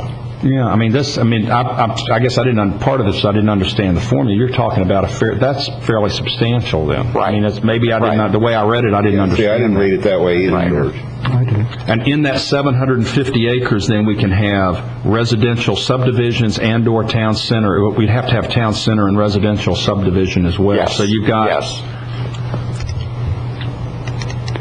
And I don't know. I mean, I guess now I'd have to defer to somebody who knew how to make a development. But that's more people. I didn't read it that way. So what's the downside to granting more density? 4 units the acre. I mean, just people don't want more green space. I mean, if you go up, you get more and whatnot. But less sprawl, more preserved land. More area for the graveyard for people that vote for it, I guess. If you transfer density in, you're going to save a lot more green space. If you, right. I mean, you're going to be having people more willing to give up The concern I have is that who's going to caretake the green space, and that's one of the concerns I have when we start talking about these big blocks of 50% of green space. I don't want to divide up the green space. I want if you're going to end up with ranchettes or you end up with something, I want the owners of that property to be conservation subdivisions where you establish a trust and... Exactly, and you're probably aware that St. Lucie County right now is doing its Western land study. Yeah, unfortunately. But a lot, as Dr. Cox said, there are a lot of models out there. The community agriculture, where the residents of the new town actually contract with a farmer to grow crops, and they contract to buy it. Water farming, taking care of, cleaning up stormwater from the urban area. There are, I think, a number of alternatives. One example we tried to really make happen a few years ago is when the St. Johns River Water Management District was buying the property from Fellsmere Joint Venture, and they were dislocating the watercress farmer, and he had to find another place to grow his watercress, and it takes him a couple of years to get all the irrigation in and everything settled in. That could have been great with a new town. It could have been a symbiotic relationship there. There is an end user for the open space, but that's what we're looking at. There are a number of models out there, and the open space, we hope, doesn't just sit fallow. We hope that it can be biofuel feedstock, maybe the switchgrass or whatever other kinds that they grow for it, or it can be, like I said, community farming, where the products are 6,000 people don't use that much of anything. So I know we go through this euphoria about it, but it's going to be hard to do. Well, if you take an example, the open space is going to be open with cows or something. Of what you can do is Treasure Hammock Ranch is 600 acres, and the beef they actually sell every year to the beef market feeds 10,000 people. So if you're looking at a community-based agriculture, that then you have an enterprise that can be feeding those people. Maybe. I understand the concept. I just want to make sure it works. If not, let's I think the community farm too doesn't imply that all the food is necessarily going to go there, but it provides them that minimum amount so that the farmer knows that he has this much market. He doesn't have to go out and sell each year. I think that's la-la land. I really do. I mean, if that happens, great, but I think that's just la-la land. I think the green space deal as part of the new towns is the formerly ag land, or the continuing ag land that's preserved forever because they've given up their density credits. That's where the game is played, not on the 750 acres that ends up being a pain in the butt because someone's got to mow it for, they finish it and then they start right back where they began and had to do it again. I'm not saying that open space isn't a great thing in a neighborhood. Of course it is. It's a wonderful thing, but it can be too much. Can be too much. Yeah. I mean, it's a burden. It could be a burden. But the open space is supposed to be either agriculture or natural. And it's what we're looking at here. Natural has exotics down here. And actually, these models are in existence in certain places. There are the community farms. There are a couple of there are community land trusts that were essentially big subdivisions.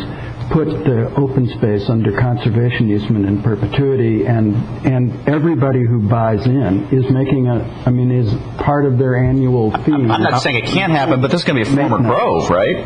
This would be a former grove. I mean, that's not pretty. That's just, what are they going to do? A lot of it's former groves. Some of it could be pasture land. No, you're right. Why does it have to be former? Why can't that continue to be? Well, if it's economically viable, that's one of the things people forget about agriculture. When you want agriculture, you still have to make a living at it to continue. You have to be viable. But isn't this the point that you're giving certain significant increases in density to provide that farmer with additional capital to run his farm? I mean, it's almost like you can't get the benefit of the significant increase. It can happen, George. It's not that. That's why all I asked about was the scale. I mean, I understand how it works, and I think as long as, and I don't know without having someone tell me that these numbers, they sound bigger than what I expected them to be, so that part's fine.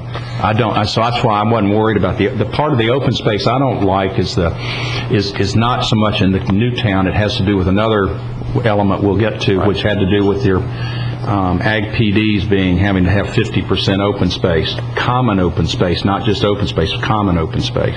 Common open space is separated. It's like it's owned by the group of people that build in the other half. And if I'm a guy that's buying 40 or 50 acres or whatever, I want to own it all. I don't want to have 20 in a group somewhere. And I think that I'll take care of my 40-acre open space better than a group of anybody. And I want to leave the open space as not common. Leave the open space requirement where it is, but I don't want it to be common to a group. I want it to be common to one landowner as you divide the property. But you wouldn't be in an ag PD if you had 40 acres. I don't know. If you wanted to be an ag PD, isn't the idea? T&Ds first. Okay. Yeah, that's what I was that's why I said I wasn't going to get into it yet. Thank you. So, I have a question on page 146, under B. It says residential uses shall be clustered into neighborhoods, and commercial office uses and accessory residential uses shall be clustered into activity or town centers. I'm not sure what you mean by accessory residential, but I'm reading this. It says that you're almost doing away with mixed use in the activity center, the town center. Then we probably didn't write it too well, because that's what I think what we were. Not the intention, I hope. No, the intention. That's how I read it, though. The intention is in the town center that you do have residential that hopefully would be vertically integrated in those areas. Right, because I noticed you're giving this additional height, so I think that rewording that sentence would help, because it seems to me to be excluding mixed use totally. Well, don't we come right back to where we were yesterday at the mixed use workshop where we're talking about mixed use. This is T&Ds. Right, but if you're having that actually it's a new town commercial center, then does a commercial center work when it's vertically integrated? If you have, will it work for commercial without residential, but will it work for commercial where your 3 stories are commercial? It will in new towns, because new towns has, I think, a 50-foot height. Well, we actually say non-residential structures be 50%, but I think we need to say mixed use, vertically mixed use structures or non-residential structures. Right. Yes. That was kind of what came out yesterday, I think. And that's a good point. Bob, where is there a 1,500 acre or 2,000 acre town? Good question. There are many examples of TNDs these days. I couldn't point. I can't tell you specifically one, but we completely developed. I'd like to see what's in it. Yeah. How many acres is Sebastian? The actual city limits of Sebastian. Is it a square mile? A member of the audience, would you like to speak? I certainly don't want to stick my nose in this community's business, but my name is Ken Tuma, and I'm the managing principal of Urban Design Kildare Studios, and we're a planning and landscape architecture firm based in West Palm Beach. And I hear some questions here in regards to primarily what design and what developers want, or and how it works and things like that. This is way too late in the game for me to stick my nose in this issue, but I would like to just address some questions and answers that you may have of what our developer clients want. Now, yes, we're located in City Place in West Palm Beach, but I need to make it clear to each one of you that I do spend every weekend in the summer on Vero Beach, on the island. My wife and I own a condo, so I am kind of familiar with the community. But again, the questions that you're asking are great questions. What density is the right density? How does this whole thing work together? Oops, it's my wife calling. And also, what is the right numbers and what is the green space? I can tell you some history of how Palm Beach County has come together. So that's primarily where our office has done a tremendous amount of work. We have done new towns. towns. We've done development to regional impacts. Our firm has been in business for over 30 years, and there's some certain situations where it works and some places where it doesn't work. The Agricultural Reserve in Palm Beach County. In the Agricultural Reserve in Palm Beach County, the Board of County Commissioners said back in 1990, we want to save this area from farming. It's just north of Boca Raton, west of the Turnpike. They said, okay, we want to stop Boca from expanding. Let's do something a little bit different. So what they said is we're going to develop an 80-20 or a 60-40 PUD. And the idea and the intensity was a 250-acre development at one dwelling unit an acre. But of course, what ended up happening, GL Homes, one of our clients, and several other folks, they started developing that property, and it became more of a 3 dwelling unit acre project, but 60% of the land was held in preserve in a conservation easement. The rights were stripped off of it, and it is farmed today. One of the key issues that you have, and one of the things that are how you handle that transition, we've found from another project that we did in the Agricultural Reserve, is a 400,000 square feet commercial center, retail entertainment center, which does have vertically integrated units, which you address, which I'll give you my 2 cents on that in a minute. But the issue is, how do you handle the spray zones, the connections, the relationships to agricultural nearby, and those are things that are getting worked through, and there are great examples. And Bob has been around for just a couple years and has seen several projects along the way. Another example is Callery Judge Grove in Palm Beach County. It's a 5,700-acre parcel of land. It has not been developed. It was projected to be a new town center development, but it has struggled economically. Abacoa, another great example, I think most of you have been there, in northern Palm Beach County. That's internal commercial area with residential above that commercial, has struggled and will continue to struggle because of an internalized project. Again, I'm going to keep quiet because this is not my place, but I'd be happy to answer any questions that you may have, or if Bob may have. I certainly don't want to put my nose in this. It's way too late in the game, but I can give you some experience, sir. Well, thank you. And as we go along now, we're going to continue, and if you have something you want to interject, you're welcome to. Commission, can we go on now? Mm-hmm. Move on, that's fine.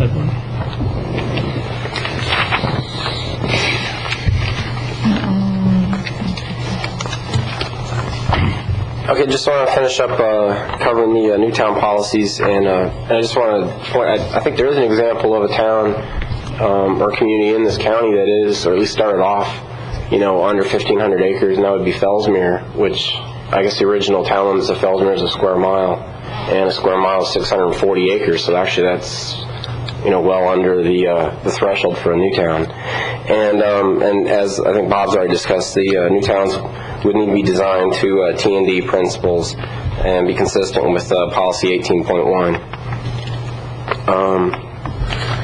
Moving on to objective number 4, and this one really deals with the... Before you go on, sure. Brian, I have a question on page 148, B. Excuse me. Under new towns, it says, for the purposes of the 50% common open space requirement, such green space shall not include conventional, individual private yard areas and shall not include any areas already in conservation. And I'm just wondering why that statement, why it shall not include any areas already in conservation? Wouldn't that be incentive? Well, no, it's areas that are already in conservation have to be open space. Right. I mean, because they have a conservation easement on them. But you're not going to count them? No, we're not going to count them towards the 50% requirement in the new town. See, I think you're taking away an incentive on that. I don't know why. I really do. I think. How are you taking away an incentive if it's already on? If you've already preserved it, and the idea is through a new town that you're going to preserve X number of acres, how are you? Well, again, we're getting back to maybe limiting what you can do in a new town. If it's already open space, let's count it as open space. Keep it in conservation, which you're going to have to anyway. But why don't you count it as part of your open space? If you bought the land around, I have to think about this. If you bought the land around a conservation area and you wanted to develop a new town, you're not going to get to transfer any density rights. But why wouldn't you count? I'm not sure why that wouldn't count toward the open space if it's inside your border. Well, I think what we're looking at... Because you probably paid for the right, I mean, I understand probably, I think I know where you're coming from, but I'm not sure it hurts you.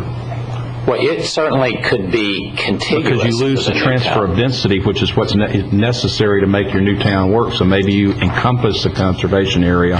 I just think we're losing an incentive to... I don't know, I'm not sure. I'm not sure. The incentive I'd like to explore is why the county hasn't stripped all the units off of the conservation areas that it's bought and use those. I want to get back to incentivize specific projects. I'd like to get back to why... That hasn't happened. We've just waved a wand and said all that density's gone away. Right, correct. Instead of putting it in a bank. Credit. It's my turn. Right. I want an answer to this one. I can tell you, the answer is this. There are two reasons, I think, for new towns. One is to give property owners outside the urban service area an opportunity to get some yield. Mm-hmm. The other is, along with that, preserving agriculture if possible and the rural atmosphere outside the urban service area. So what we want is we want to make sure that we get that agricultural and rural preservation, and we won't get that if we allow part of the 50% open space to be an area that's already conserved. Actually, what you'd be allowing is development over a larger area.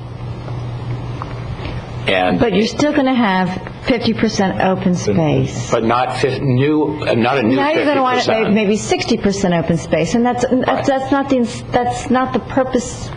It is, because you've already got the conserved area as open space. But you're always going for having increased density to support a new town, and I think this takes away from. It's another impediment, I think. So, but I'm not going to argue the point. I just was thinking that maybe that this, you would see it from my point of view, but that's okay, Bob. We've been there before. In looking at the new town with agriculture, aren't we going to run into the same problem that we run into now, where we have the interface? And I mean, even if you're going from citrus, which is chemical intensive, to vegetables, they're chemical intensive. And when you start spraying chemicals in the air anywhere near where people live, you have a big problem. So it kind of seems like we're almost defeating our purpose. Well, we want to have our new town surrounded by agriculture, but we can't have agriculture because of the chemicals we use. And if you throw up organic, which I think is great, go to one of the organic farms, and their main fertilizing unit is chicken waste, and it is not a pleasant thing to smell. They're long. Yeah, you're going to want to get gone, and I don't want to detract from the goodness of organic or even regular conventional agricultural practices, but the interface creates a big problem. And that's true, and this is where design comes in and the flexibility in our requirements here. We are not saying that the green belt has to encompass the entire perimeter of a new town. It can be have a very small contiguity with the new town, and it can be mostly away from it. What we're just saying is there has to be that much ag preservation out there. So what I'm saying is, depending upon how the initial property is structured and how the design is put in place, you can have most of the intense agriculture somewhat separated. I think you're probably going to always have spraying issues if it's citrus, and I don't know if citrus is, going to be the best agricultural product for these greenbelt areas. Right. But I think, I think it's much better for pasture land, ranching, and maybe not some non-organic row crops, things like that. In the early 70s, when we still had cows on 12th Street, it is now Sugar Mill 2. The development had been there and came in to the northeast, Waburna Village, and no matter how new a fence, your cows are going to get out. and they were constantly in those people's yards. And they were, 2 o'clock in the morning, 3 o'clock in the afternoon, we'd put up new fence and, they'd go right through it. And what changed was the sheriff was there in somebody's yard one day giving us a hard time about the cow, and we said, we've decided what we're going to do. We're applying to the county to put in a trailer park. And we never had another complaint. The people put the cows back in. They fed them hay. It was, when we threatened to put in a development next to them, for the pig farm, the cows, they were really pleased with them. So maybe it'll work in a new town. Maybe the people, not to have more houses built around them, they'll be happy to have the cows in the yard. I've had many trips in cattle on my property, and I never ever complained, Jim. No, you didn't. You put them back in. This is just a broad statement, and I do see that in your Newtown stuff. It's pretty loose, which I think is good. I would just say I see a lot of good that can come out of this idea. I see the preservation of green space. I see the preservation of our important watershed. I see hopefully the preservation of agriculture into the future of this county, which is a huge part of our heritage. And I think the only guidance I would give you is not to be afraid to have the appropriate incentives in terms of density to make it happen, number one, and to avoid sprawl. That's another thing that's important. And not to be afraid to allow it to be loose enough that a developer, and I guess his financiers, have the flexibility to make it economically feasible. Right. Period. That's my deep feeling about statement as can be said, and that's all we said on scale. Just make sure if you really want it to do, make sure ask somebody besides us if it's going to work. That's all, and let's go for it. You've done it before. We tried. You've been tentative, so okay. Try it again, Brian. You're going to 4, Brian? Yeah. I'm going to proceed on to Objective 4, unless there's any questions about anything that's in Objective 1 or 2 or 3. Okay. And Objective 4 addresses the relationship between land use and transportation, and it's being modified to be an efficient mix of uses to reduce traffic demand and greenhouse gas emissions. And again, this change is to comply with House Bill 697, adopted by the Florida legislature a couple years ago. And the text in the objective is being amended to revise the target and target date, and these changes are being made in line with what the EAR recommended in 2008. Now, does that formula include these new connectivities? Well, I think we're hoping that the requirement of interconnections are going to be a means to which we can meet this goal or objective in the year 2030 to maintain, both automobile trips per capita and the length of those trips to 2005 levels and no more than 10% higher than 2005 levels. The trend in the county and nationwide over the past several decades is that these numbers have been going up substantially.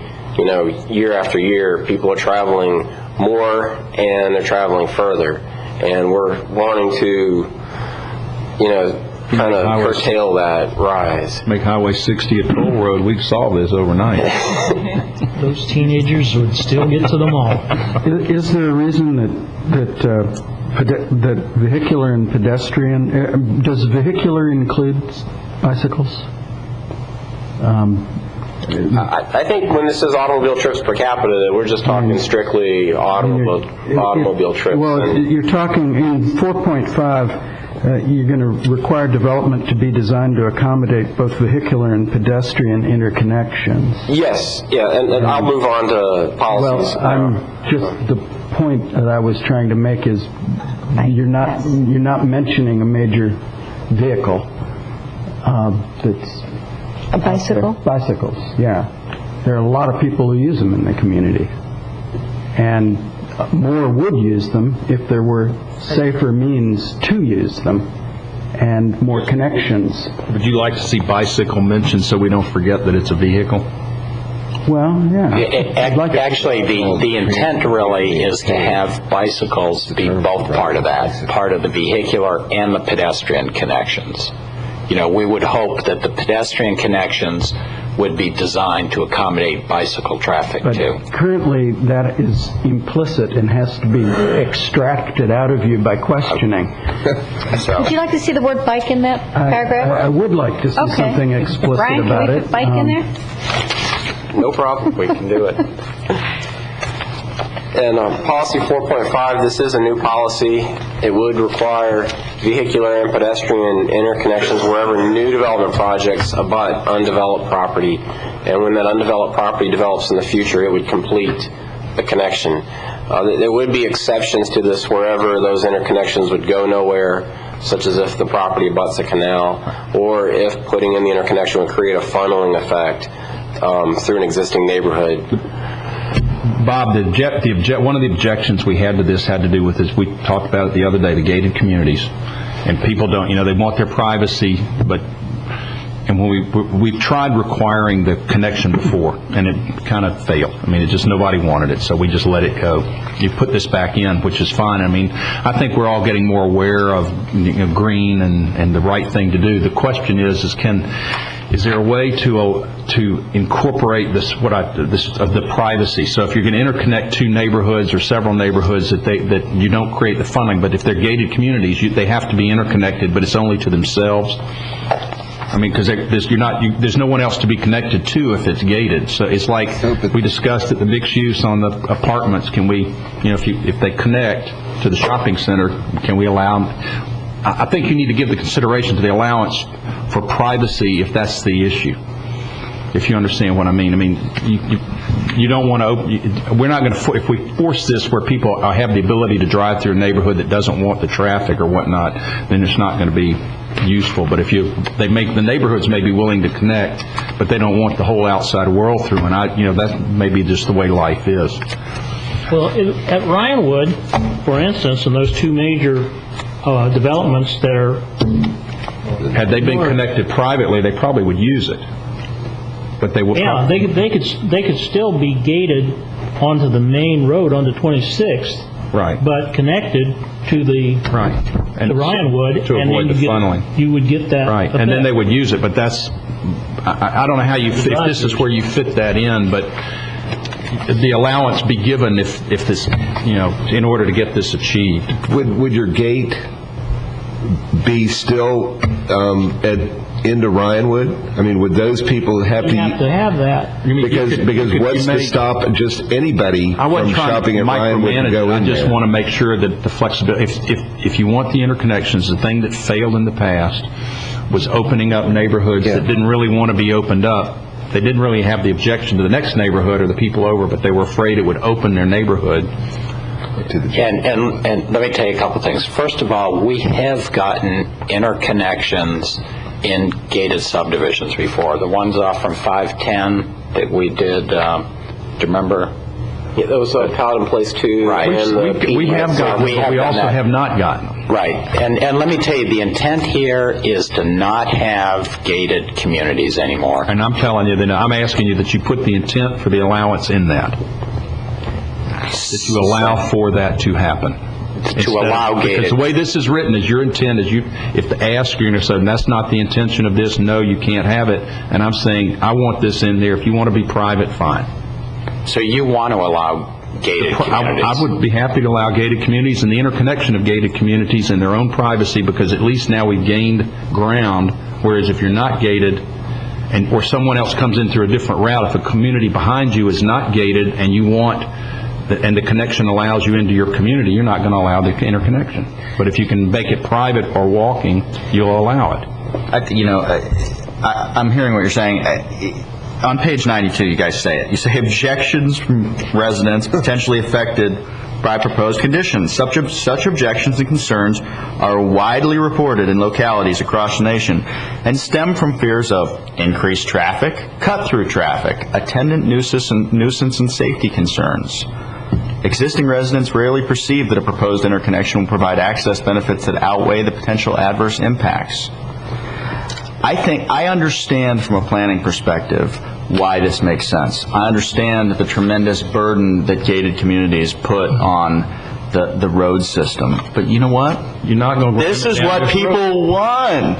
This is one of those things where planners, I'm afraid, can just go too far. I understand all the reasons it makes sense. I completely understand it from my logical point of view. My logical brain, I got it.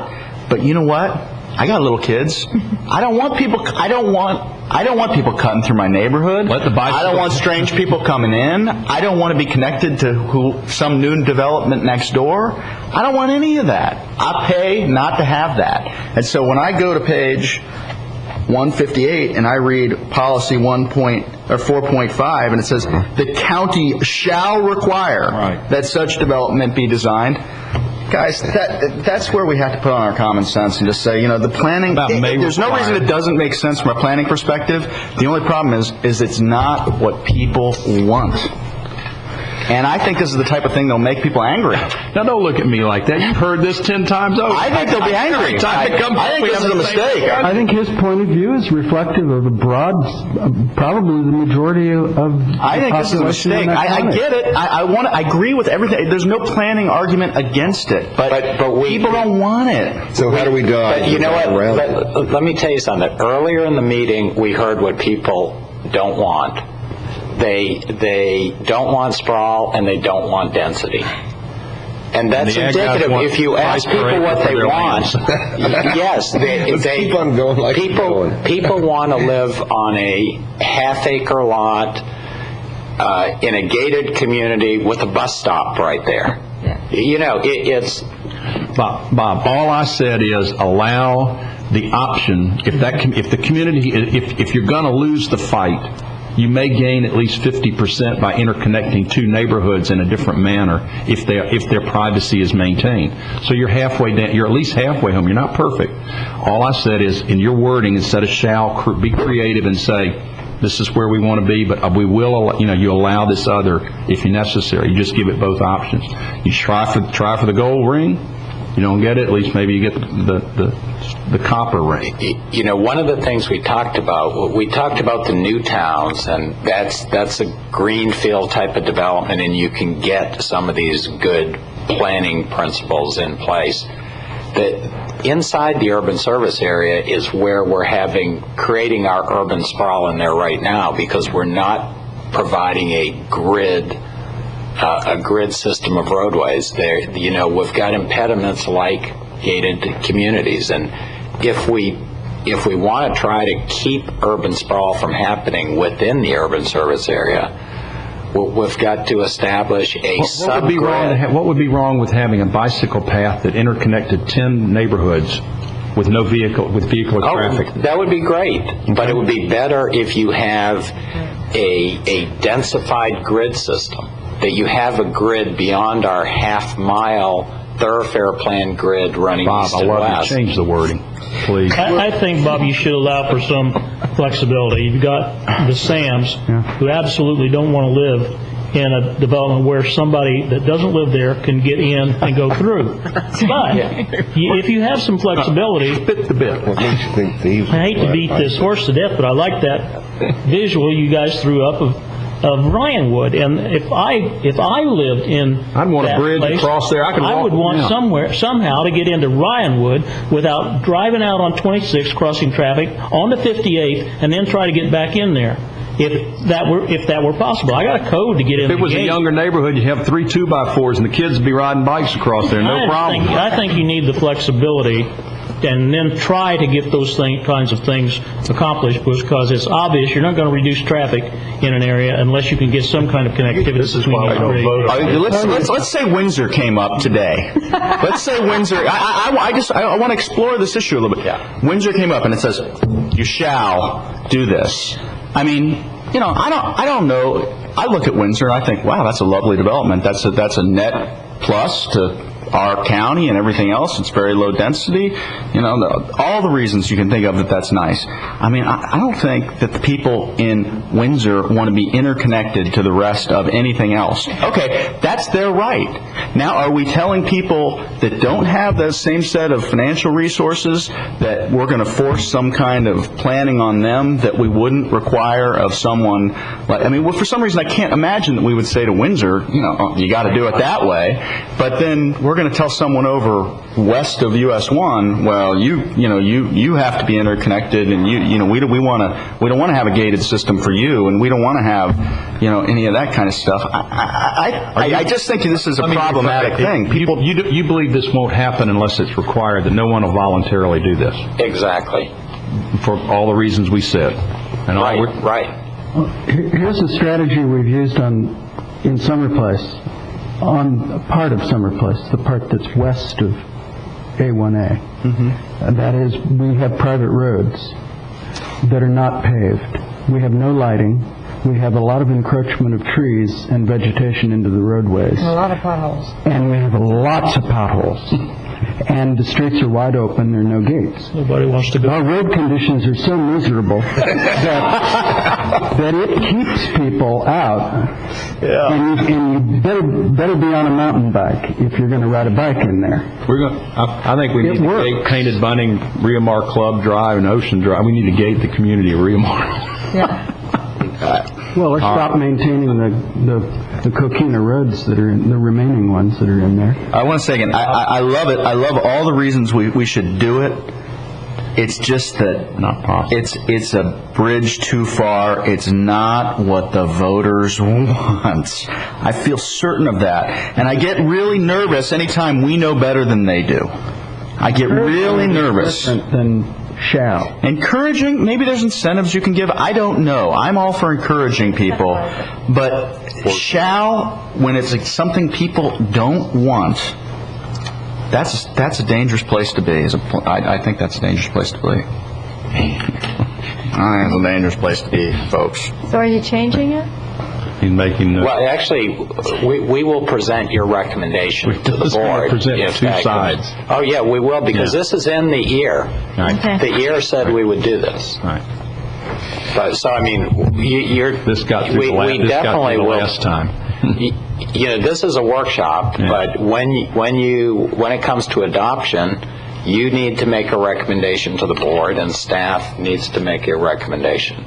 Maybe we could just consider the gates traffic calming devices. I don't think they're considered traffic. Well, can you guys come? Maybe there's something else that you can think of that's. Maybe we can take an incremental approach, and there's something you can recommend that's less than shall. Let's see what we can bring back. You definitely need to allow the encouragement of something like that. I mean, I agree. It shouldn't be shall. You can't make laws you can't enforce. No, we're going to have to, most of the stuff that's here is going to have to be translated into the LDRs, and it's got to be shall. Actually, the worst thing you have in comp plans are encourage and discourage. It has absolutely no teeth. That means nothing. And those are considered weasel words. What we've got, you only have a plan if it's an action that can be done. Okay, shall create a system of incentives and disincentives to da-da-da-da-da. I don't know. But that's my opinion. We'll come back. That's my opinion. All right. Go ahead. Okay. Continuing on with policy 4.6, which is related to the discussion we just had, and that's this would require the county to develop traffic calming standards to be used in conjunction with interconnections wherever appropriate. And we've got two more new policies in this objective. 4.7 has to do with sidewalks, and for many years the county's required sidewalks along thoroughfare roadways, and a few years ago the county sidewalk requirements were bumped up to increase or to require sidewalks on at least one side of all streets in new residential developments. And what this policy would require is that this be taken a little further for higher density developments and mixed use projects, and that would require sidewalks on both sides of internal streets within those projects. And as Bob had mentioned, do we have just as an aside, but where do we hit the bicycles? Because were they required on the roadways? Is that late? No, that's in the transportation element. Okay, and we do for it. That's why. Our ideal cross section is on roads, bike path, both sides. Yeah, right. Bike paths on both sides and sidewalks on both sides. I figured you. All right. Are we going to, at the LDR level on this, are we going to allow, is utilities, public works going to allow services underneath the sidewalks? Or are we going to continue to have a cross-section that puts the services on one side or the other of the sidewalks and increases the entire width of making it really kind of ugly. Yes. I mean, it's a scale thing, and it looks better if you can drop your underground services underneath the sidewalks and then get your trees closer to the roadways. But the impediment of trees to roadways is really clear zone requirements. Right, if you have a vertical curb, you can get trees pretty close. But if you have a rural cross-section, you've got a clear zone, you've got to get the trees further away. Generally, sewer goes under the road. Right. And water lines usually go in the right-of-way adjacent to the road on one side or another. Are these things where the location of utilities along different sized roads, is that written down, or is it just public works? Is this it's not LDR, is it? No, the utility department has a set of standards. The Green Book stuff? Kind of the utility version of Green Book, yeah. Okay. I don't know what color their book is. Gray. I have a stupid question on policy 4.7, where you require sidewalks on both sides of internal projects in higher density. In our neighborhood, they have paved a road that was dirt, and they put sidewalks on both sides. And this is a very, very small residential street with stop signs every block on that particular road from the way it goes. Why did they require sidewalks on both sides? I mean, it just seems like a lot of cement that we don't need. You're afraid somebody's going to form to cross the road in a residential neighborhood? Walk on a sidewalk. Where is it? Well, this is it's in the city. Oh, so it's not applicable, but it is applicable. but it's sidewalks on both sides of the street in a high density neighborhood, and I don't really understand, unless it's just so you don't have to cross the street to walk on the sidewalk. Maybe it's a symmetry thing. People just do it because they've seen it done before. City, No, they got their reasons. They're talking about it in the county. They're making it a policy. I think it makes the subdivision safer. Again, if you've got a one-street subdivision and there's very, very low volumes and low speeds, it doesn't seem like it's that important. Number trigger here. Actually, that's what we'll put in the LDRs when we get number there. trigger. Yeah. Okay. Yeah. That's just the generalities. We agree. Okay. Yep. All right, you have that one. I got to win one every once in a while. Put a date across it, right? Days of rage. Days of rage, right, yeah. Okay, policy 4.8 is another new policy, and this one is actually in tandem with the transportation element. And what this would require is that the county consider review the impact of proposed amendments to the future land use map and the impact of those amendments on the jobs housing balance in the 3 sub areas of the study that was done on jobs housing balance in the county, and that was discussed in more detail in the transportation element. But there's a north, a central, and a south county area, and amendments that would lower the balance in those sub areas would not be approved. And so this would apply to amendment request for the future land use map. And those are all the policies that we're going to cover under Objective 4, and you all are willing. We'll move on to Objective 5 and 18 together. They both deal with... Can I ask one quick question? Sure. I had a quick question. Energy conservation area. What is it, and what are the consequences of designating something an energy conservation area? What is it? Policy 1.4.9. They're going to take all your gas from you. What are we getting into with an energy conservation area? Who's I'll try to regulating speak the best I can. I don't have my notes on those, but that was included in House Bill 697. And essentially, an energy conservation area is an area that that a local jurisdiction is identified as needing, retrofitting or for improved energy efficiency.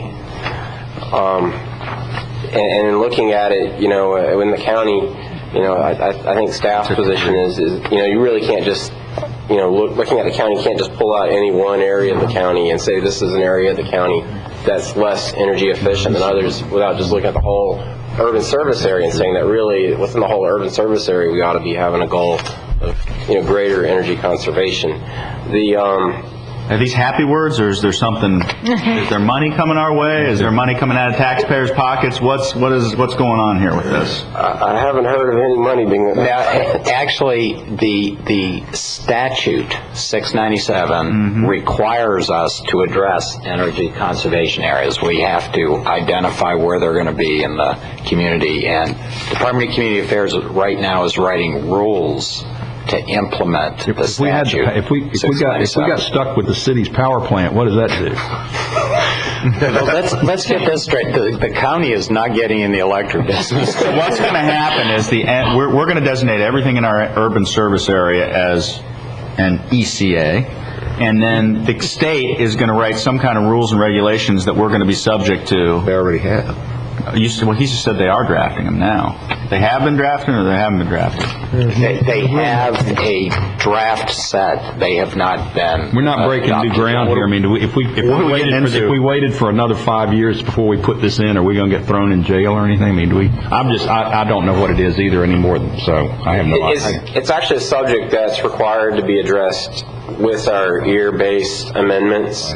So this is the deadline for the county to address the topic. We're actually among the first jurisdictions in the state just because of the way the schedule worked out with when House Bill 697 was adopted and when DCA's rules are being implemented, and it coincided with the fact that we're going through the comprehensive plan amendment process based on the evaluation appraisal report. But we don't know the ramifications of doing this yet, then. Let's shrink it down to a very small area until we find out what they're going to require of us. 49 and 50. Can we just do this in the county administrative building? Yeah. Turn off the lights now. I don't mean to sound paranoid, but I don't know what it is, and it's a huge part of the county that we're going to be subject to some kind of regulation, and we don't even know what is it.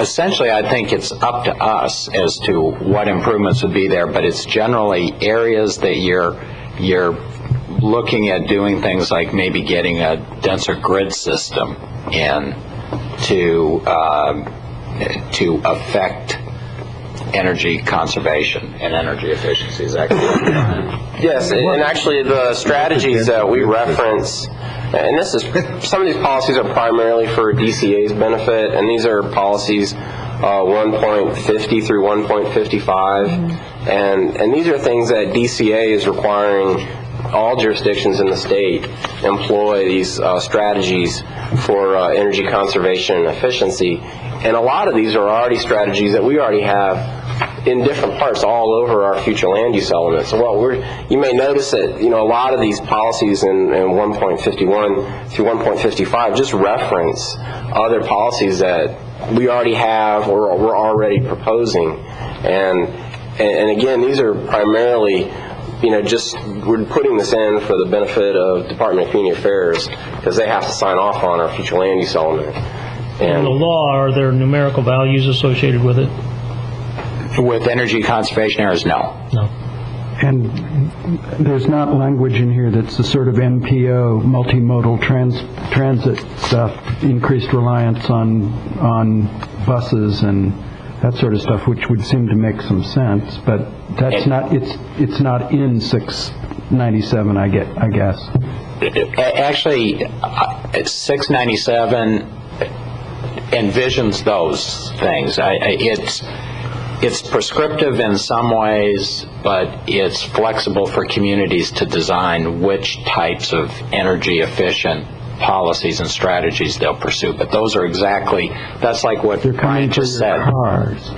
What's our flexibility in terms of determining the area under which that authority would extend? Are we flexible? Yes, we are flexible. We would need to establish some criteria as the basis of doing it to differentiate that energy conservation area from other areas. We'd have to identify why that is less energy conservation now than some other area. I think we just have to come up with some of our own standards as the basis for doing that. State mandated, unfunded, and undefined. Makes me nervous. I'd want to skinny that down as far until I knew all the details of it. I'd want to be subject to the smallest possible footprint. Change it later if it's A-okay, but there's policy coming down the pike through that back door. And it can apply to all of our urban service districts or to something smaller. That'd be my guess. You just want to do the barrier island? Sure. Well, you're already in the coastal high hazard zone. Some compact fluorescence. The municipal areas of the county? Everything designated government use. Very good, Brian. Thank you. That was good, Brian. Pass it off on the city. No, we can test it there. Okay, looks like we were at objective 5 and 18, and these both deal with mixed-use development, traditional neighborhood design communities also in objective 18, and essentially these objectives themselves are just the targets, and target dates are being updated. There is some new policies for these objectives. Wait a minute, you skipped ahead quite a bit.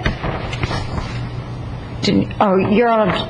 There's some ground between 5 and 18 to cover. I just wanted to cover these two together because they go together. All right, they deal with a similar topic. All right.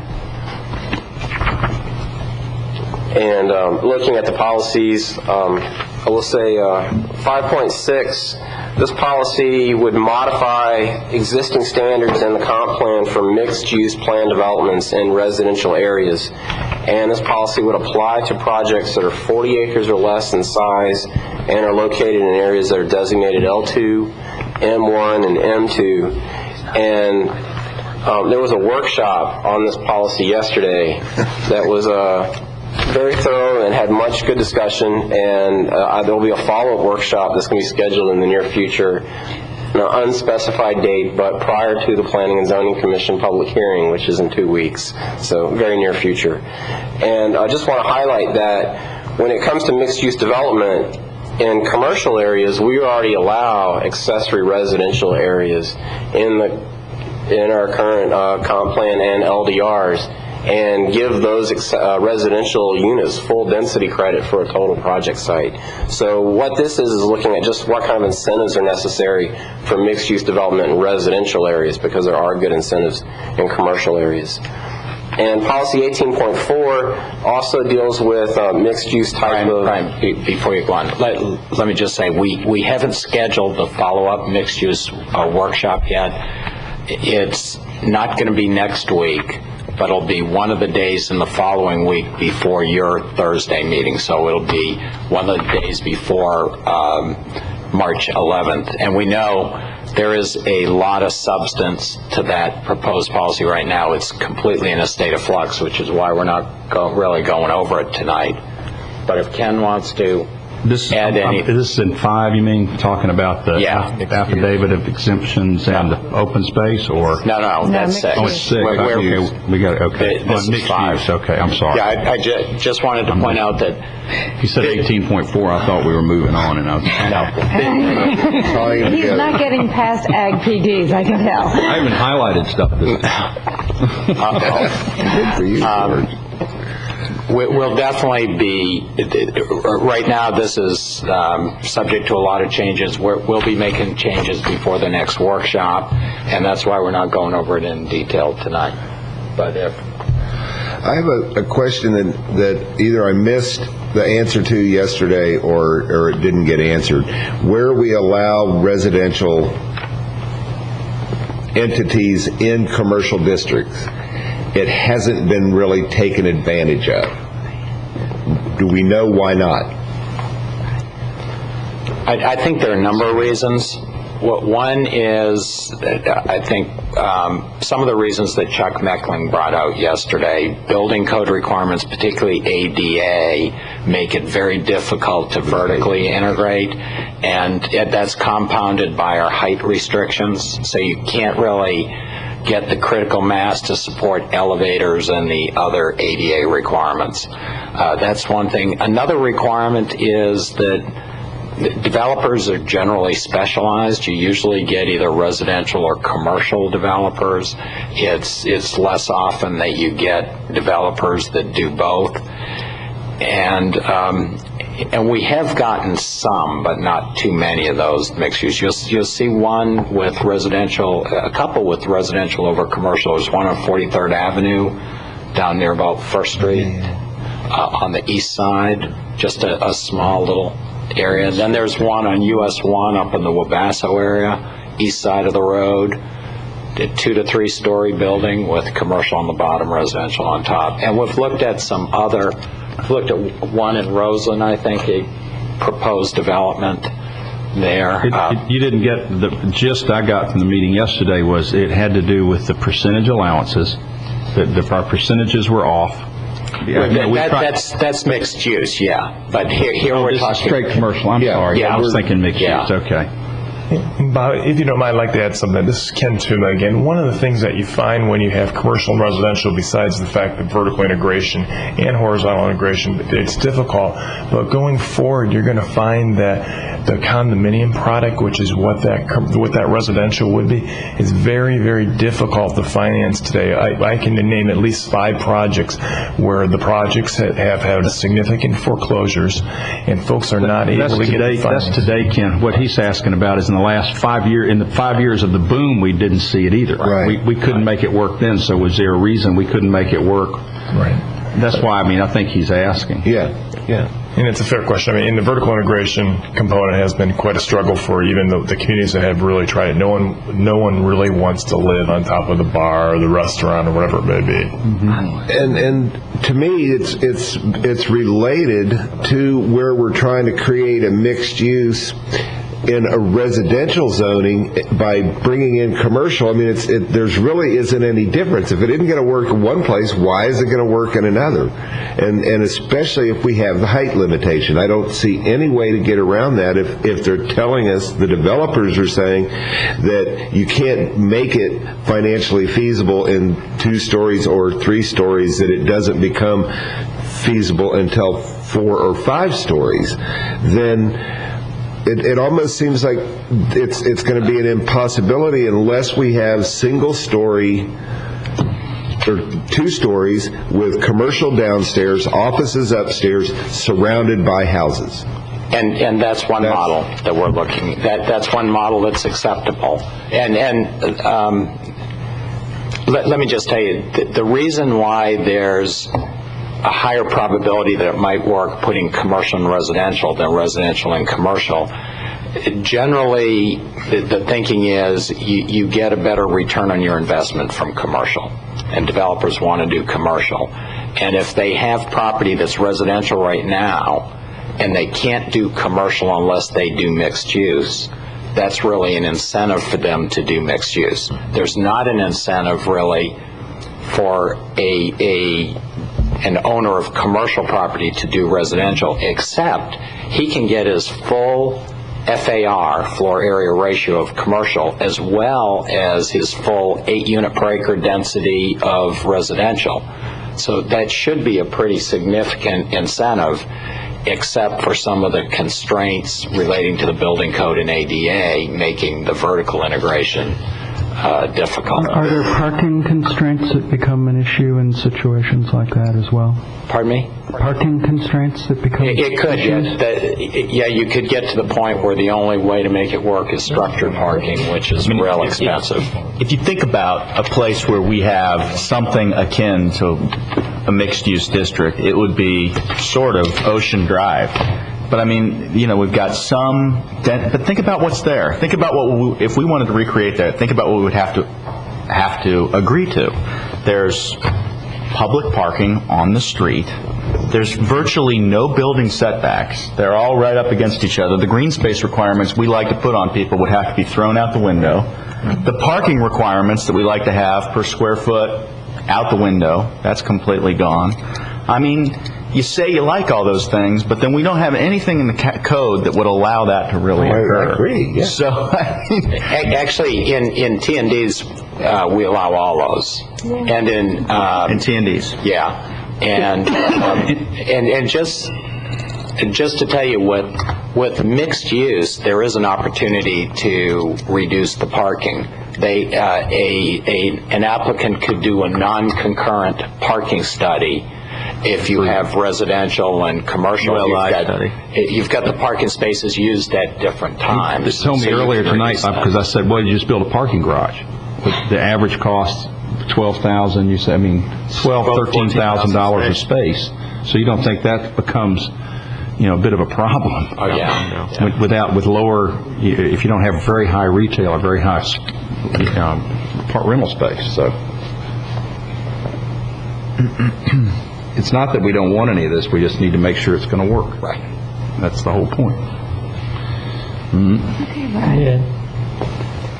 Okay, I'm going to skip ahead to policy 18.4, and then I'm coming back to the question of Thank you. I figure while we're talking mixed-use T&D, let's stay on that subject. And just also apply to infill sites 40 acres or less inside the urban service area, and this would allow T&D projects as an administrative permit use in conventional zoning districts. And essentially this would remove some of the impediments for doing T&D projects, especially the smaller ones where the impediments can be more cumbersome than they would be for a larger project. And as with all administrative permit uses, the land development regulations would have specific criteria that would address design aspects such as project scale, lot width, setbacks, the mix of uses, street layout, rear alleys, building design, and compatibility with adjacent uses.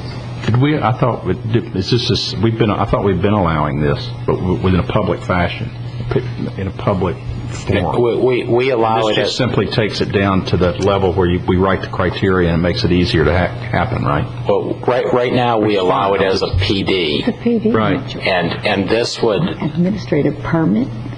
I'm thinking just rubber stamp. If you go for this, that's exactly what you're going to get. Well, I know. Well, so there's going to be a form-based code, T&D process, 40 acres or less with an administrative permit. Right. I got to tell you, you guys are brave. I think it's bold. I think it's the kind of bold thing that if we're serious, we should say. This is the first thing I've seen where I see you guys stepping out a little bit. Warm in here now. I'm impressed. Just to tell you, as we said in the data and analysis part, you really don't want to make it more difficult for the types of development you really like and you really want. And that's what we're trying to do here. That's a good lead-in for I don't agree with the administrative permit process on a TND.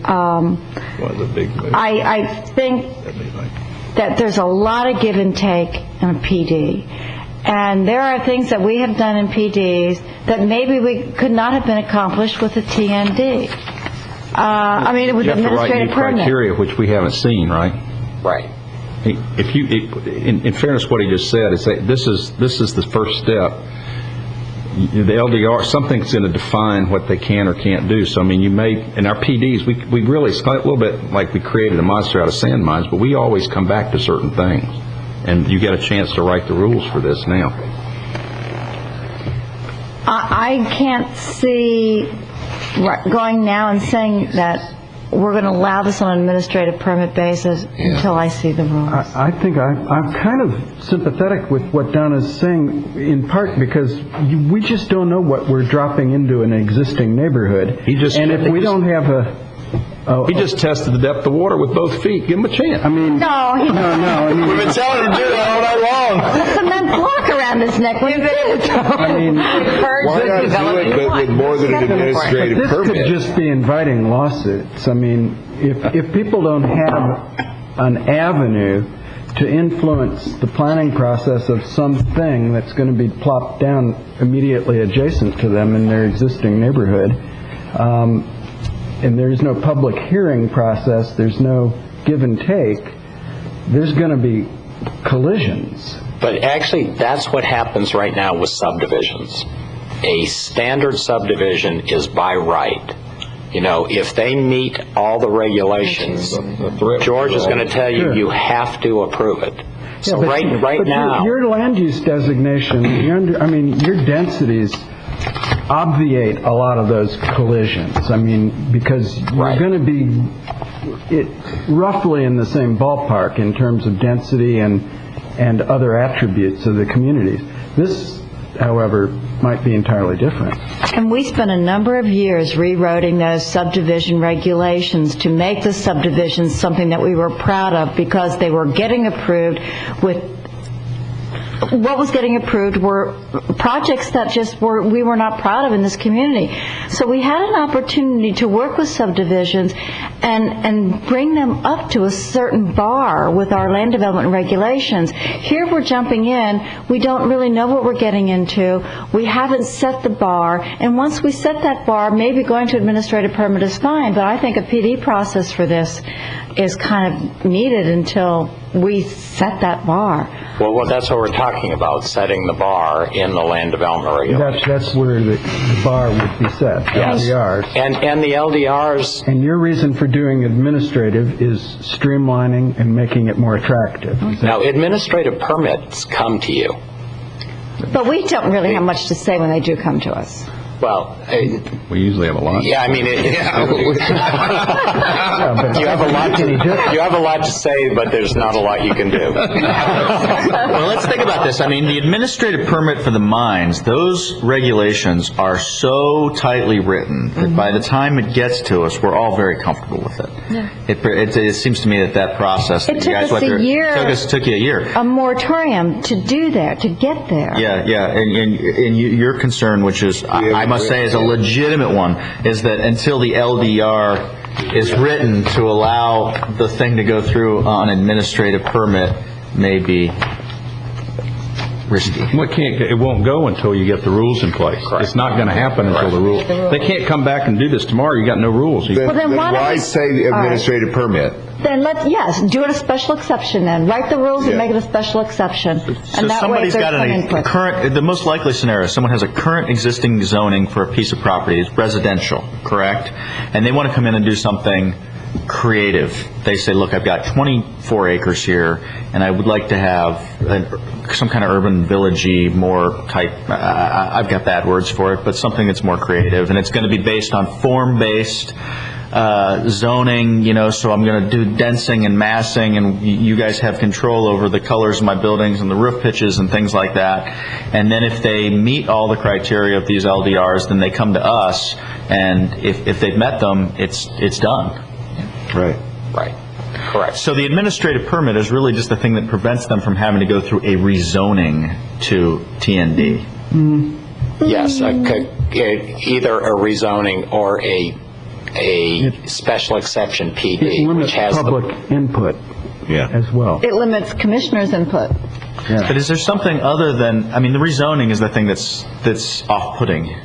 You know, I mean, if you... No, not at all. Well, that's the disincentive. No. Well, we have tremendous disincentive to doing this. You know, we have two flavors of PDs. Right. One is a rezoning. The property actually gets rezoned to a PD, but the other is essentially the same process as a rezoning. Okay. And that's the special exception PD, where the zoning, the RS6 or RS3 stays with the property, but there's a PD designation overlaid on it. But it's the same process as a rezoning. Which do you envision in the rule? And this is so you envision in the end the product that we get in a T&D is going to be a better product than we get with the PD special exception. Yes. Well, that's the only reason he's doing this. He thinks that he's going to get something better than what we've got now. I understand you don't trust that yet, but I'm just thinking about the T&D. In the end, I mean, the criteria that you talk about in a PD versus a T&D, the T&D is much more intensive, isn't it, Bob? Isn't the T&D much more intensive in the end? I mean, versus the PD special exception, the criteria that you could. Well, he's talking about design aspects, project scale, lot width, setbacks, mix of uses. The street layout, rear alleys, building. I mean, this is stuff that never shows up in a PD because you couldn't do some of this. Well, no, you can do a PD, TND, a TND PD. Oh, we have a PD. We just never have. I don't remember ever seeing one. Well, actually, South County. South County. Point West was a PD, TND? Yes. Liberty Park and you were here. And remember? Sunnyside. Did I vote for that? Is there a halfway point? I thought that was the special exception is a halfway point. I was thinking. Give us a try for a year or two, and then turn it to administrative permit if it looks like it's going to work. Well, some of the options, you could limit it to the higher density land use designations. That's one. I was going to ask you, why didn't you put that? I mean, that's how you did the mixed use. Since you're sticking mixed use in there, why wouldn't you limit this to the L1, M1, M1, 2? Or L2, M1, Well, actually, we're thinking about allowing mixed use in L1 now. So we're going the other way. Be careful what you ask for. Oh my God. I was asked for yesterday. You asked for it, Don. I asked for started with L2, M1, M2. M1 and M2 increased from the 15% to 30%, but leave the L2 at 15%. Okay. Oh, I heard you wrong. I think you got that too. It just seems like, I can't believe I'm going to say this, but it's hard, I got to agree, that it's very difficult to imagine if you're in a neighborhood and you've got something zoned next to you that's been zoned for 20 years, or R whatever, low, that without any kind of warning. Look what happens in this community when you not that it wouldn't look want to great and everything else, but it might not be what you really, might not be. That's tough. That's a tough one. And we may have to put a lot of restrictions in the LDRs as to where it could go or what the adjacent. See, I would trade you right now. I hope you have looser restrictions in the LDRs for more public notice and more public consideration about whether they really want it there or not. I agree with that. I'd rather have the public say, you know what, this would be a good place for this. This is a good place for urban renewal. This is the perfect place for this. Let's make our neighborhoods better, and have looser LDRs govern what can go there, because I think you got to have looser LDRs for this, because the economics of it are what drive it. You get the LDRs too tight, you're micromanaging it, it isn't going to work. And that's really what we have now. I think if you want this to fly, it's a little bit like bike paths, except now in reverse, because you put us on the spot, because in the sense that we wanted to loosen you up on those interconnectivities, and now we don't believe in this looseness that you proposed to us. So I think that you need to maybe come up with, throw in special exception use or so that we've got some multi, and then maybe throw in the land use designations until we see something, and then we'll go from there. Because I think if you leave it, as written is fine, but maybe put the land use designations back in. Putting it in higher density. And then put in the fact that it should be, because you got to see the rule. As the rule comes out, we can have a choice in whether we want to be special exception and or administrative permit. And you get the choice. later on. When we do the LDRs, when we write those rules, we get the final say-so whether we want it. The policy here Your policy says it would be administrative permit. And I'm saying administrative permit or special exception use, and then we have to decide later. I like that. But see, there's no reason to have the policy then. Because we already allow it by special. I just got to say, I appreciate selective tentativeness, but there's no reason to have this policy unless it's administrative permit. Unless we say it's just going to be in multifamily, because multifamily would be, that's a zoning designation that's typically close to commercial. It's usually, You can qualify it. That may be a 1 foot in, the compromise is that we go with the zoning area rather than letting it be just open to residential, is go with M1, M1, 2. Just a second. I go as L2. That's 6 units, I guess. Except I think what Mr. Zimmerman is saying is not make it even more narrow than L2, make it multifamily. Right. I don't know where the cutoff is. I'd almost turn the question back to you. Right. That's what I was trying to figure, but just make it multifamily or higher. That's fine. Are you talking TNDs or mixed use? I'm talking about this TND, instead of having it being administrative permit automatically at 40 acres or less under any zoning designation, it would only be allowable under certain zoning designations, specifically the higher density ones. It would be allowed as is, but it would be in a multifamily area, which generally is in something that's would be probably more acceptable initially. Dave, did you have a comment you wanted to make? No. And that you can't drop that way you cannot drop it into a neighborhood of an RS3 neighborhood and put this in without being in a PD like we have now. Yeah. Okay, public comment. Yeah. I love it when he throws this back in our face. So. We'll just take out 18.4 totally. I like the multifamily side. Yeah. But what if the Onward with neighbors 5. don't like it? Okay. I promised to go back to objective 5, so that's what I'll do. And break first. this is one that George has already You want to break? We may rush through this, we may not. So. No, not 5. Oh, George has ag PDs, so we must it break. was ag piece. And this is 5 minutes. actually this one's not in the table that I made. We're breaking. Sorry for coming. Okay. Either that or just cave now, and I'll tell you what to write.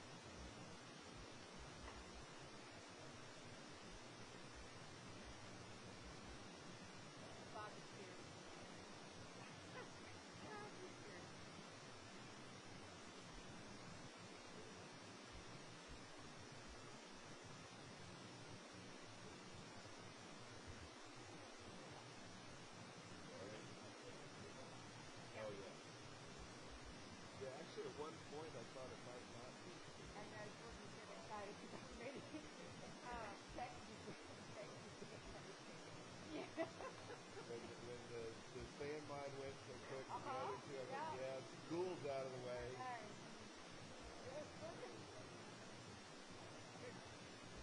Yeah.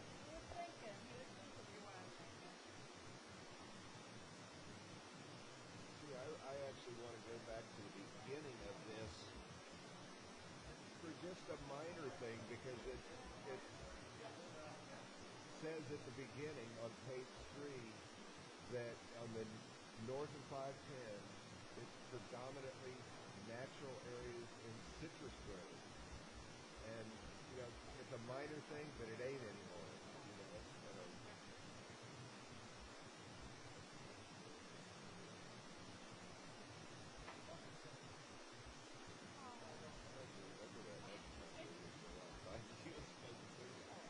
No.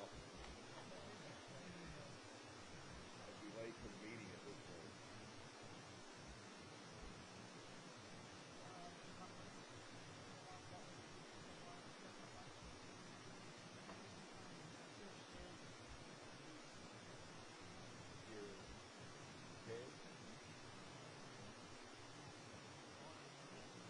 Oh, and the sour orange?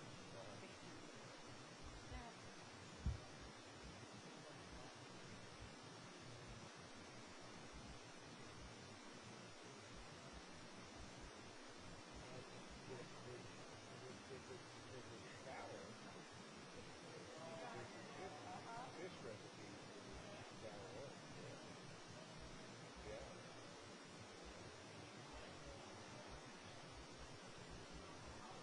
So we're going to print one he didn't know the appetizer? Yeah. Yeah. Yeah, she lives right by you. Because I had told her earlier I would.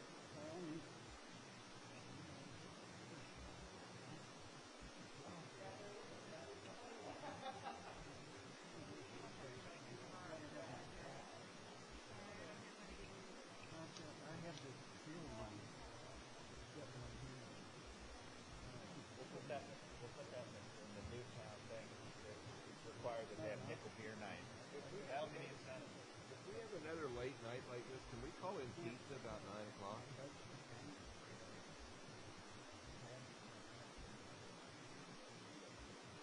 Yeah. He wants a keg at this meeting. Good to do, man. Meeting is reconvened now. Okay, just one. Wait a minute, I have one question of Bob. Bob, in the comp plan, does it state that sand mines are approved by administrative permit? Or does it state that in the LDRs? It states it in the LDRs. I can't remember. No, I think extractive uses are allowed in different designated areas as as much detail. I don't think there's any other policy on it. If we don't have to put in the comp plan that this has to be approved by administrative permit. It's something we can deal with in the LDR. So let's not put that in the comp plan. Let's deal with it later. I would add that there is actually policy 6.8. It's not one I was going to cover when I get to objective 6, but the wording says that the county shall maintain its land development regulations requiring additional public notification of mining applications in agricultural areas. But that still doesn't state sand mines are approved via administrative permit. So there's no reason in here for us to say T&Ds are approved via administrative permit. Yes, there is. What is that? In our evaluation and appraisal report, we identified the fact that our desired types of developments are more difficult to do. So one of the EAR findings is we should make it an administrative permit, TND. Whose finding is that? Yours? I mean, the Board of County Commissioners, the EAR was approved, and the EAR says what we're going to do to change all of our objectives and policies based on the data and analysis. Now, going through the process, we don't have to do all of them, but we need to have real good reasons that we're not. But basically, the EAR had a finding that that's what we're going to do going forward. When we evaluated our plan, that was the result of the evaluation. And that's what was approved by the DCA in 2008. That's correct. When we read those for the conservation, when Roland brought it to the Conservation Committee, I thought that was leading into this. It is. But when something's already been approved that we have to include it, we didn't know then that we had to include something. Do you see what I'm saying? Well, let me put it this way. The state requires us to do an evaluation and appraisal report every 10 years or so, and we have to evaluate all of our objectives and policies. And in that evaluation, we need to decide what we're going to do, what we need to do to change them. And then that goes to the state, and the state either approves it or not. Then we have to come back and amend our plan to correspond to the findings of the evaluation report. Now, that doesn't mean we're going through a whole set of public hearings. It doesn't mean you actually have to do it. But if you're not going to follow the findings, you have to have some good reasons why. Can't you change the plan again? Well, no, we are changing the plan, but what we're really required to do is change it consistent with the findings of the evaluation report. Now, we're going through a public hearing process. There are changes in this evaluation report from the last one. Well, wait, what no, these are the changes to the comp plan that are being made to correspond to what the evaluation report found. Let's see, that's... Now, could you run what you said by me again with respect to the use of administrative permits being promoted? The finding was that you said something about projects being more difficult? Or yeah, that having a required PD process, public hearing process, is an impediment to getting the type of development that we acknowledge we really want. And that was a finding in the evaluation report. And the resolution What is the root cause of that? What is it about the PD process that makes it difficult to get what quote we want? Well, I think it's in comparison to just your standard subdivision, which has a much easier, straightforward process. It's much more predictable, for the developer. It's so much easier just to come in and do your typical suburban sprawl. Well, it'd be easier if we didn't have any LDRs. Yeah, but if you're going to tie up a piece of land and everything, I mean, the process that would be a PD would take a very, very long time. It would be unlikely that you'd be able to tie up the land for that period of time. You'd have a huge amount of money in engineering and everything else, as opposed to a traditional subdivision, where you would be relatively assured that if you just met all the setbacks and everything else, it's going to be fine. Right. I mean, that'd be a very serious problem. Yeah, the issues are timing and predictability. Streamlining it so that... Timing and predictability. I understand. Donna, and I don't blame her. Donna, we get LDRs written and we don't get them written as well as we think or whatever, and we see things happen. I'm comfortable with what you proposed, especially since we changed and went to a multifamily land use designation, that wherever we drop one of these in, we'll at least get to find out how well it works in an area without having it blow up in a residential neighborhood. And if we really like what we've got, we can expand on it. But being in the higher density area, it's less likely to create a problem and gives us a chance to move forward with it and see if it works. Bob likes the traditional neighborhood design. There's no question about it. That's why he's promoting this. And I don't disagree with that. I think it can be a great tool, but I'm not sure I'm comfortable with it being a residential, but in multifamily I think, yeah. Well, I love the traditional neighborhood design, George, and I think it's a great idea, and I hope to see us have a lot of developments go that way. But remember, a multifamily, a higher density zoning, a multifamily zoning, is right next to an RS3 zoning. Or commercial zoning. It could be right next to an RS3 zoning. We have RS3 and then we have multifamily. I guess the point is if you're a neighborhood, if you're the RS3 and you're living next door to a 8-unit per family multifamily development, your expectations of what's going in there is very different than having a solid residential RS3 all around four corners of your house. So whatever you think may drop in, I'm just saying you've softened the blow by being in the negative side. If you're worried about it, you're softening the blow by being in a multifamily area versus the residential. And I think if you want to give it a chance in the level that he wants to do it, if not, we already can do it in a PD, from what I understand. And so I think this is a fair shake to get they can't do anything until we write the rules. If we're not happy with the rules, we're not going anywhere. It's just like the sand mines. If we wrote rules that were tougher or whatever, it wouldn't happen. So this is, I will give him the chance in multifamily, I guess. And that's what, we can all agree to disagree. I know you hate the thought of it.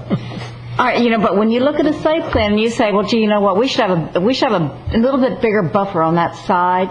You can't ask. You know what? that. I'm going to look at you and you're going to go, told you so. Can't ask for it. Yeah. Okay. I'm convinced by George's argument very, very strongly. But I like the limitation of the multifamily. Mm-hmm. I think that's sensible. Okay. Number 5. Okay. We're going to discuss 5.9 real quickly, and this is agricultural PDs, and there were some changes made to this policy when it was 5.8 before the renumbering. And essentially the change that was made is that at least 50% of a project's area would need to be dedicated as open space. And, What was it before we changed it? What was the old policy? Originally it was 80%. I understand. That's correct. You had 80% open space, which you're now dropping to 50%. And No. Right now, we don't have any required common open space in PDs. Let's forget about common. We don't want to talk about common. We just want to talk about open space. You had 80%. That's what the old rule was, correct? Now you're asking for 50% common open space. No. Contiguous. No. The old open space shall be in contiguous areas and must be under the control of an appropriate entity and maintained into perpetuity. Let's go back. I think there's a misunderstanding. The old Ag PD requirement required 80% common open space. It required lots being 1 acre or less in size. Then we changed the rule, and I thought we left the 80% in, but we allowed the lot sizes to change, and it was allowed to, the percentage overlapped whatever the lots were. It wasn't common, it wasn't owned by a common entity, it was owned by all the pieces of property individually. Right. When we changed the required clustering, where there was a mandate for 80% common open space, the change and what's in effect right now is there's no common open space requirement, but the A1 zoning district requires 80% open space. All right. The key here is the common, because what you're doing is now you're clustering the open space, is in effect what you're doing. You're putting it under one common entity. And I think it's every time in ag, the thing you hear us talk about is when you change property and property ownership, every time, it may seem like a small change here and a small change there, but that just, it reduces your flexibility, period. And I know you say, oh, it doesn't do that, but I'm telling you that you've got 50% over here that's got to be maintained by some entity. If the landowner sells the land and keeps the 50% intending to farm it, and you've got 20-acre ranchettes, whatever's over on the side, and this guy doesn't do it and it falls apart, then the county has to take it over, or someone else has to maintain it, or do something with it. And that same 80% instead of 50, strung all across that property where each individual owns their percentage of that open space, and you're going to get better care, better use, better layouts, better property management than you ever will by clustering your stuff in open space. You got more open space. By definition, the other way, it's just strung out over individual owners, and I don't understand why. St. Lucie County wants to do the same thing. I don't understand what's this purpose of lumping the open space in one spot. Actually, we're not saying it has to be lumped. Actually, why not spread it out over the property anyway? You're going to get the same thing. Well, I don't think you are, but... Well, then tell me why. Because you'll have fences out there. You won't have some of the commonality that you get with the common open space. Let me tell you. What if we don't? I mean, let me just tell you that. No, I just want you to change it. Let's just cut to the chase. Who wants common open space? People want their own private property, don't they? Right. Who takes care of common open space? You want common or contiguous?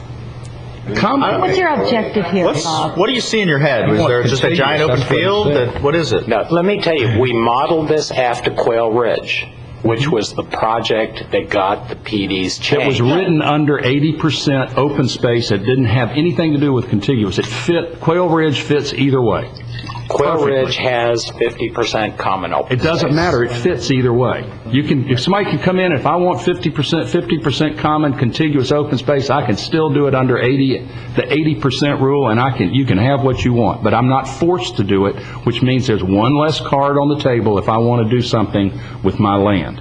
And that's the problem with this, is every time we do this, we eat into financing, we eat into value potentially. It reduces the flexibility of what's out there. And that's why you hear us fight this so vehemently. We're not against the concept, but we don't want to be told we can't do the other if you've got a good project. Well, the thing is, the Ag PD was supposed to be an alternative development pattern that didn't create the rural sprawl that ranchettes do. But what you're saying is they should be ranchettes. Well, Quail Ridge is ranchettes, Bob. You're going to get the same thing because you still you didn't define the property size. You could have a 20-acre, a 1-acre, a 2-acre, a 10-acre, so you could have a variety of stuff in the same piece of property. That's what a PD does. But Quail Ridge does have the contiguous open space. They're going to have created uplands, and they're going to have a connected lake system there. I guess then I'm saying I want ranchettes, because I don't want that, because if Quail Ridge fails on this upland area, who's going to pay for it? The homeowners. Maybe not. No, definitely. Well, you think they are. HOA. You know what? And then what? And you come in, you lien the homeowners, and the county has to take care of it. You get into all kinds of headaches. And I'm telling you, a private property owner will take better care of his land than a general piece of property out on the side. But you know, we have a separate homeowner like Vista, the golf course down there, Vista Royale. You're going to now you've got other headaches. The same thing. That's completely different. You have a separate owner there of that. This could be the same thing. You don't say this is separate. This is appropriate entity, control of an appropriate entity. It could be the original owner. It could be another owner. But it would have the private people that live there to own this thing. If they don't. And that's why I think you leave the 80%, let them take it off of their land and whatever's there, the flow. You're not losing anything. This is not gaining much, except that it's forcing houses closer together in one part of the property. Well, that's one of the main points of doing it that way. Which is now we're backing into clustering again. Well, that was the main point of the original Ag PD. Right. And then it got changed to not require clustering. Right. So let's not cluster the open space. So now you're you're backing into. I think clustering the open space is probably the way that you ought to approach it, but we may disagree. We probably disagree, right? But I think I agree with George that when you have this big chunk of land out here that everybody owns, the maintenance of it, sure, you give it over to a HOA, but let me remind you of something. And I have that right. Let me just tell you, we have mandatory upland set-asides, 15%, if you have native uplands. Those have to be maintained by a property owners association. Or a property owner that lives on it. And actually, the reason that we require homeowners associations in every subdivision is that every subdivision has a stormwater pond. This isn't a subdivision. I'm saying that it is. It will be. An Ag PD is a subdivision.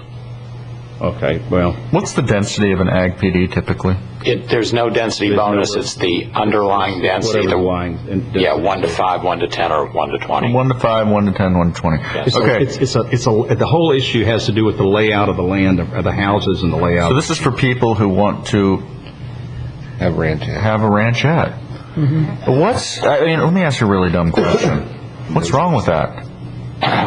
Well, first of all, it creates rural sprawl. Second of all, if you want ranchettes... Rural sprawl, okay, is different from what we're talking about, which is urban sprawl, which is identified in the previous segment as being the devil. what's with suburban sprawl? I mean, how much sprawl do you have if you have one home every 5 acres? What's so sprawly about that? What you have... That's the country.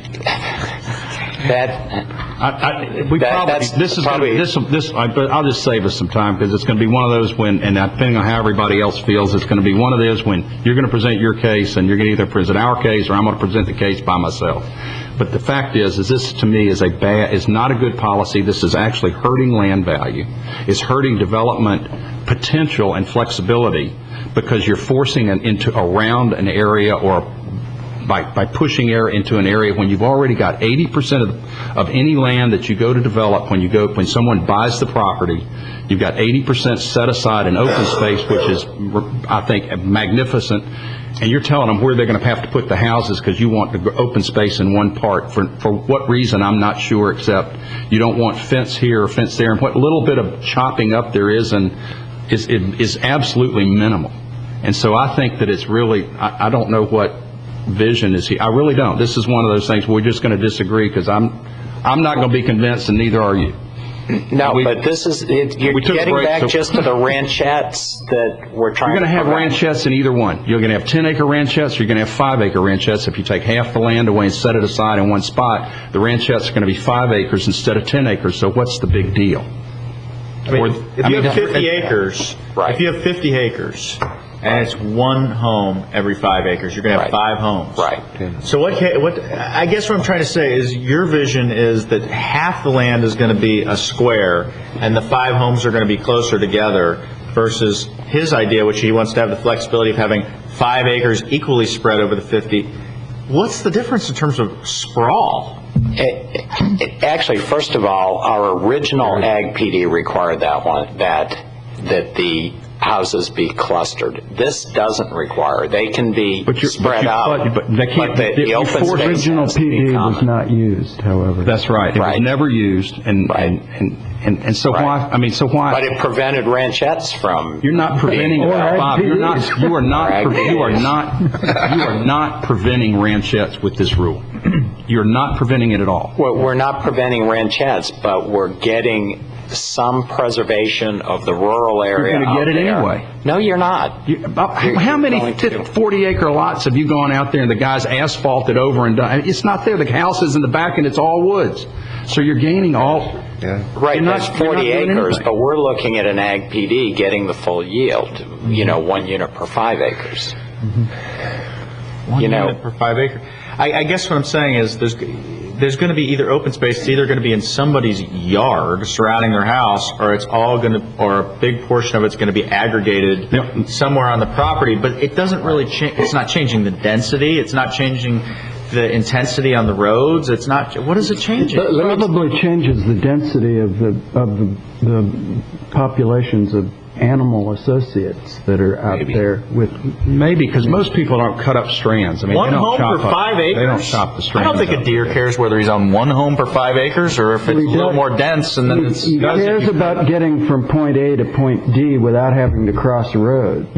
I just want to bring up, maybe remind you, because I think several of you all, just to help visualize this, because that's really the question. Can you give me an example? And let me tell you, when we went on the PD tour, we've done a few of them, but the last one we went on, we went to 5-acre ranchette areas. What does it look like? And I'll tell you, if you want to see what 5 acres looks like, altogether, go to the Farms subdivision, west side of 66th Avenue, a little bit right just north of 5th Street Southwest, and drive down about a 7/8 of a mile cul-de-sac and look at 5-acre lots. And if is that rural? And I'm just saying, you asked, what does it look like? What's the ranchette thing? And that, I just wanted to remind, that's an example if you want to go out and take a look and see. What are the negative aspects about it that you really don't like that you think that this is going to change? In an area that's cleared like that. Because you're not going to have any strand. That's not the area I'm envisioning. I mean, it's not a leading question. I'm actually very curious to know the answer. The difference is, the grouping. I think when you go through an area that has one house or a group of houses, you have large open spaces. It's a more traditional rural sort of pattern, actually, than it is to have a more uniform half-mile after half-mile home 5 acres, home 5 acres. It's a different field. But let's be fair, how did that get created? That went in before you changed the rule that allowed the landowner to change his development and allow houses to be in a different layout on that property. We forced the issue of 5-acre lots because that's all we offered. We didn't have the flexibility of a 10 and a 20 and a 1 to change that layout. Now we have that flexibility. So all of those little squares we forced with our own rules, which we've had since then had the time and effort to change.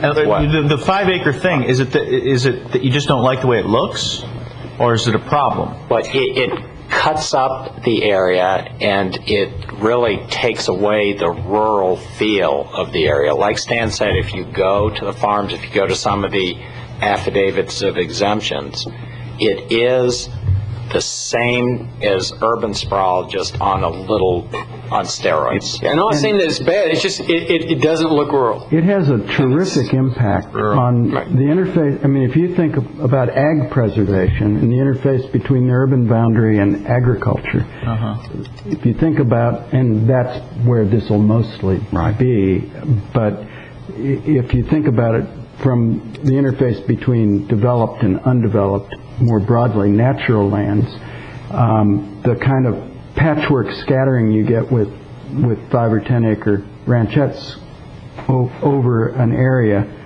has a terrific impact on natural populations. If you clear it. Well, or if you attempt to restore it. But the animals that we live with, cats and dogs, the light pollution that we create, our use of chemicals, I mean, if that is spread widely across an interface between urbanizing and non-urban lands, it has terrifically big impacts. And I think one of the reasons we were attempting to create contiguous areas of open space rather than just each person with their own was the opportunities that might be available to create corridors for movement of wildlife in the ex-urban environment. So there are attributes that you can get. I understand that. The only difference is that if that's that popular, or if that's what people want, then people will design the projects like it. It's why we just changed the rules. What we did is we just changed the rules. The market's collapsed. We haven't done many ag PDs since we've changed the rules, and now we want to change the rule again before we even had a chance to develop anything under the new rule.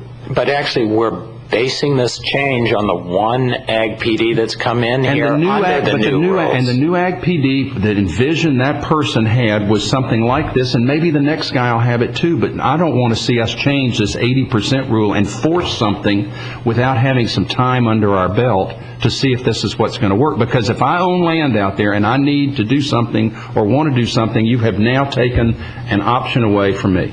And I don't think that's right. And that's why, because under the old rule, I can develop this if that's what's wanted. And that's why... And that's the nature of regulation. Regulation usually takes something away from someone. Guess why I'm saying I don't want it. And regulation should not be put in place if there's not a good reason for Maybe there's a way to allow them to have the freedom to do what they want with their property, but if there's a perceived public good in doing it another way, then give them an incentive to do it.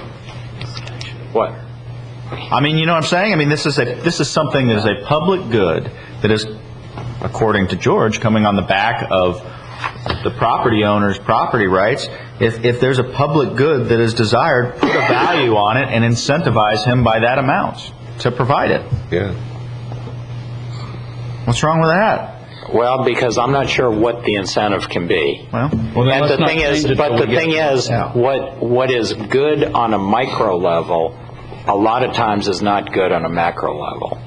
You know, you can look, it's the same thing with urban sprawl. You know, on an individual lot, I mean, it's great. A lot of people like that. But we talk about rural, you always, and we've had this conversation, but I'll throw it out again. We've talked about rural sprawl. We talked about the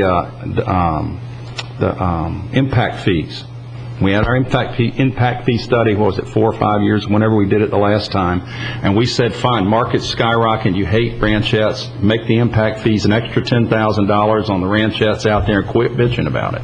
Well, We can't do that if our consultant can't justify it. The consultant could not justify any difference in impact fees inside, outside, because of just what they weren't there in his mind, or he had no economic way to attach a number to it, so therefore we could not anti-incentivize and charge more in ranchettes because of this feeling that we had about the fact, or you had about the fact that that was impacting the county, because we couldn't economically identify it. So what is the impact that this rural sprawl, that you talk about rural sprawl has? And I keep telling, tell me show me the impact, because I'm telling you it doesn't have the impact that's that way. They're paying taxes, and they're not using land and using the roads as much as other people. The sheriff rides out there occasionally, but it's nothing like in town.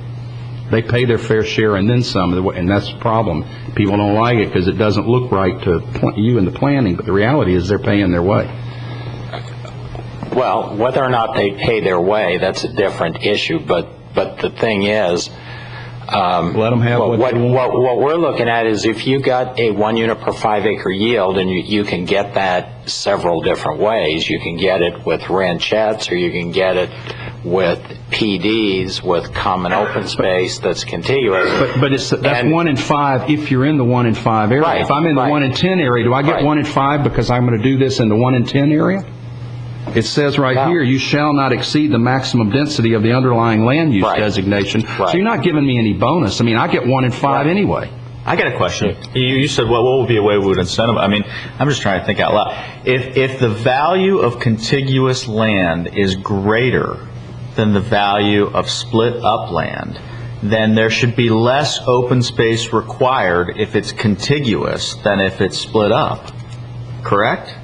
In other words, if there's a 50% thing, open space requirement, if it's all split up, it should be 30% if you're going to make it contiguous. I mean, you're the one who said, I accept your argument that there is a real benefit, ecological benefit to having it all in one place. Okay, if it's worth more ecologically and for every other reason as one big parcel, require less of it of him.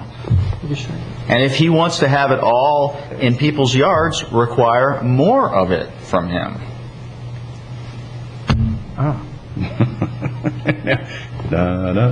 He's calculating. No, I mean, that's something we can consider. Right now the zoning district, the A1 zoning district requires 80% open space. And we're just saying a portion of that has to be common open space. But, that's when one you move over to 30%, consider. the density goes to 1 unit and 5.8. You get 6 units instead of 5. No. He's just talking the open space. Well, I know, but that's the point. Is that he's right, and mathematically, but that open space is going to remain 80% anyway, because you're not going to give anybody any more density to fill it in. So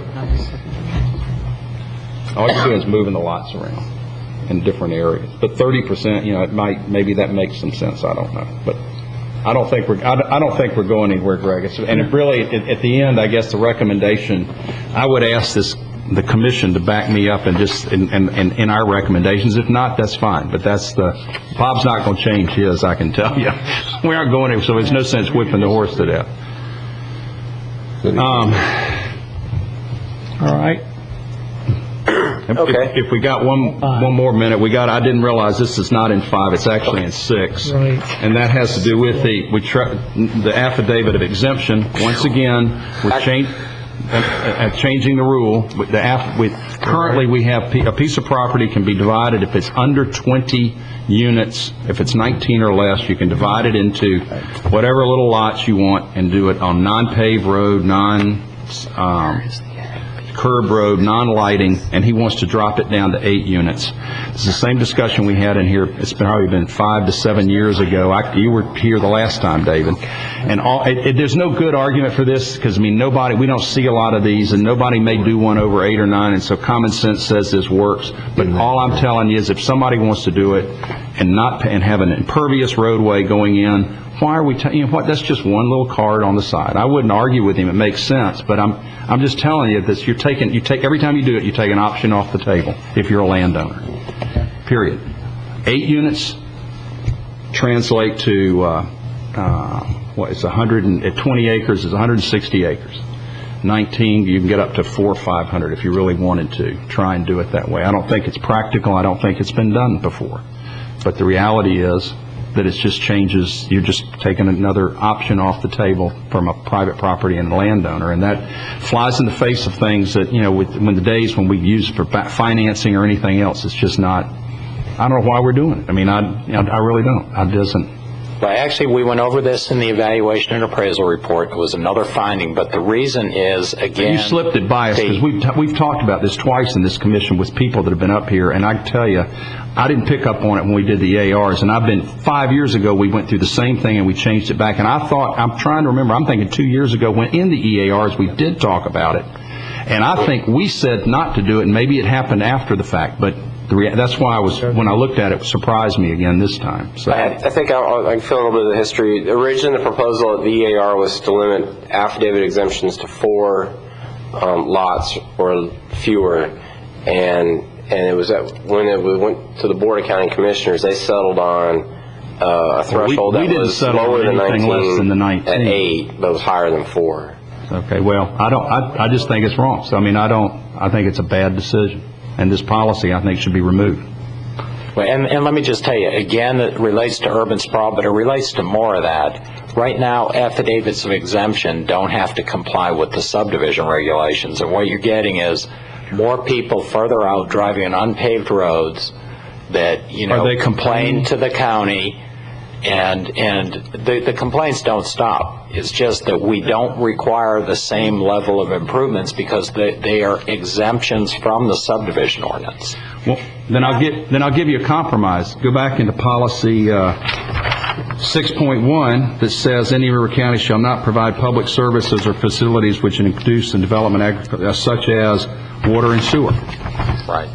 I think if you've run water and sewer, it's fine. If you've run water and sewer out there on your own, and I have one house, I think you ought to hook me up whether I'm inside or outside the urban service area. I think when you've run it by the house, there's no deterrent to development. You're just being hard-headed because of this policy, and you're not going to change any rules. So why are we penalizing people with that? We're not being hard-headed. Sometimes the most efficient way to run a water or sewer line is and I'm a taxpayer. Why can't I hook up if I want to? Because I've lived there for 20 years, and you happen to run by my house. It wasn't that I asked you to. I haven't done anything, and I want to hook up. Why stop me from hooking up? And I think we discussed this last meeting with Lakewood Fellowship, and the reason is we should allow you to have water and power, or water and sewer. And if you want to encourage development outside the urban service area, that's you're not encouraging it. Yes, you will, because you're making it urban and you're giving all those landowners a We've already put the water there. We're not to connect to. We're putting and so we're going to penalize the taxpayer. Wait a minute, Bob. We're talking about a relatively exclusive situation, as I understand it, and that's because we take lines down straight down roads. For our convenience in the county. For our convenience. So we're not really talking about the allowance for somebody to come in and say, well, you allowed potable water at the Fellowship Church, so I'm over here and I'm that far away from the urban service line and I want it also. But the line doesn't run by there. They want to do it themselves in some way. So you're talking about really a limited number of individuals that would be allowed to do that. What would really be I don't think that promotes denying the urban service area, which I really believe in the urban service boundary and what it stands for. It'd be healthy, it'd be good, it'd be revenue in the county for virtually nothing. Well, we have an urban service line that says where we're going to provide urban services, and it says we're going to provide them within the urban service area. We're not going to provide them outside. And just because we have to run a line to connect to portions of the urban service area that have non-urban service area doesn't mean we should provide urban services out there and incentivize development for one thing. But you say it doesn't mean that you should, but I don't see, so what is the real hassle? Because when urban services are provided out there. It just gives the haven't increased- landowners one more reason to say it should be urban density. But you if have it's a rule urban that- services, it should be urban density. Death by 1,000 cuts. Yeah. Can I ask a question? Strangely, I wrote a note on this on page 163. It says that we're going to run potable water and sanitary to serve agriculture PDs, traditional neighborhood design developments, and new town districts. And my note to myself was, I said, so we're going to run utilities, bypassing homes outside the urban service area to hook into these new towns, and we're going to tell these people that are right along the water line, no, you can't pay $4,000 to tap this? That's not...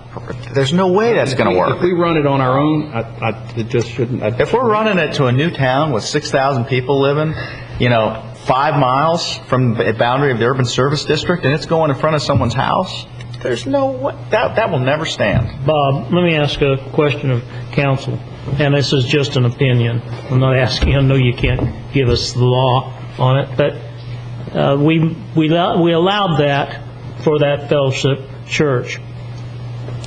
Now somebody else that lived very close, that may have been in the audience at that meeting, comes in tomorrow and asks to be hooked up.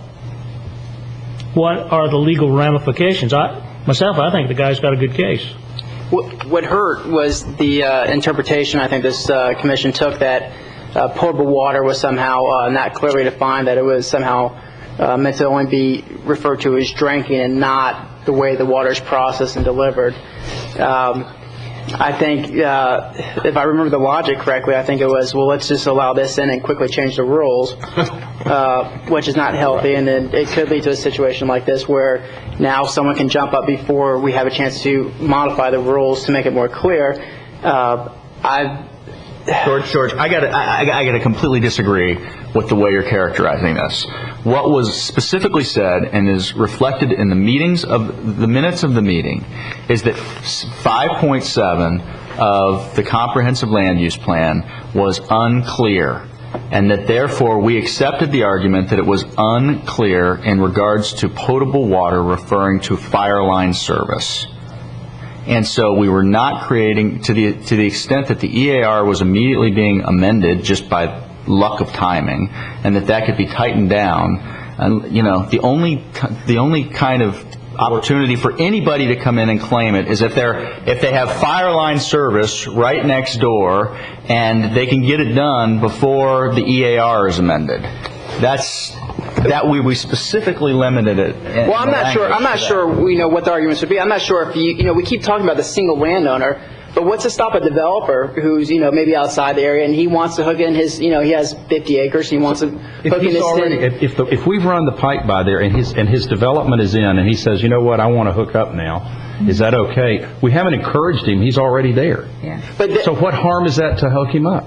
Because the encouragement is the fact that you're supplying services outside the urban service area boundary. If you sit there and say that, hey, you can live out there, but you're not going to hook into water, you're not going to hook into sewer, you're not going to hook into fire protection. And you're going to pay taxes, and we're going to run it by your house, but we're not ever going to get you to do it because we're not going to, until we do something. I just don't think that's right, common sense-wise. And I don't think it's discouraging any development. I mean, because of the fact the guy's already there. You'd have to be in place next to one of those lines to make the request, so it's not like you aren't there. This would just be making your life better. Are we talking the general idea of supplying utility services, or limited to the lake, the I'm church talking about exception? supplying services anywhere along the line where a line has been run by county choice. Then what's the point of having an urban service? But outside the urban service area, but it's by the county's choice, not by a developer's choice or by anything else. It happens to go by there. By luck of the draw, you're next to a line, and you're tired of that old well you've got, you're tired of that septic tank, or your whole subdivision is, and so you go, hey, can we hook up now? And I don't see any reasons. Sure, go ahead. Well, what happens if you want to buy a lot on 66? There's no house there, but there's a line, and you were thinking, gosh, having water and sewer service is important to me. I was going to buy inside the urban service area. Now I know I can buy outside the urban service, put my house down, and I can tap in. How much is that going to happen? I mean, how many lots are you going to lose? How many? George, I mean, well, I'm not going to address it to you. Let's just think about this conceptually. There's a new town being built 15 years hence. 5 years, 5 miles from the edge of the urban service thing, and we're going to go up a road. We're busting up Route 60, or pick a road that's outside. Well, that's in the urban service district, but some country road where there's ranchettes all up and down that road, and we're blowing in water and sewer lines to get out to this new town. Yes, I can tell you right now. We're going all the way out to this new town, and all these people who have lived here all along, we're saying, no, you can't tap into this line. We're going out to the 6,000 people who are out there. Because there are real costs associated with maintaining that service. And when the utilities department decides from an economic standpoint where to deliver the services, they're looking for where there's going to be a mass quantity of people. But it's already there because we're going to the 6,000 people. There's a difference between running a line and then having a bunch of cutoffs. That's going to drive up the cost. They pay for it.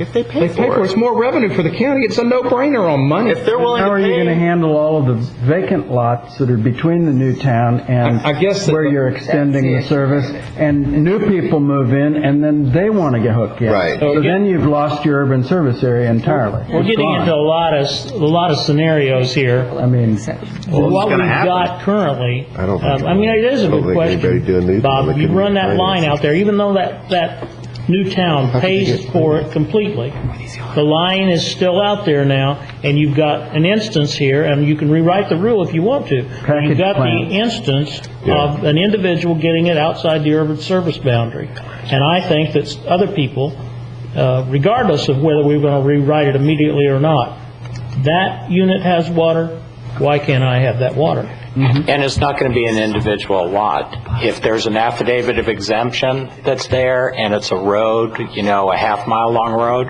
why can't they all connect? Okay, wait, all right, let's take the scenario then. Because, what we've done, you said there goes your urban service line. Right. Who's going to finance? All right, great. There goes your the urban service line. Inside the urban service line, you are zoned RS3, M1. Outside that urban service line, you're looking at 1 in 5 units, period.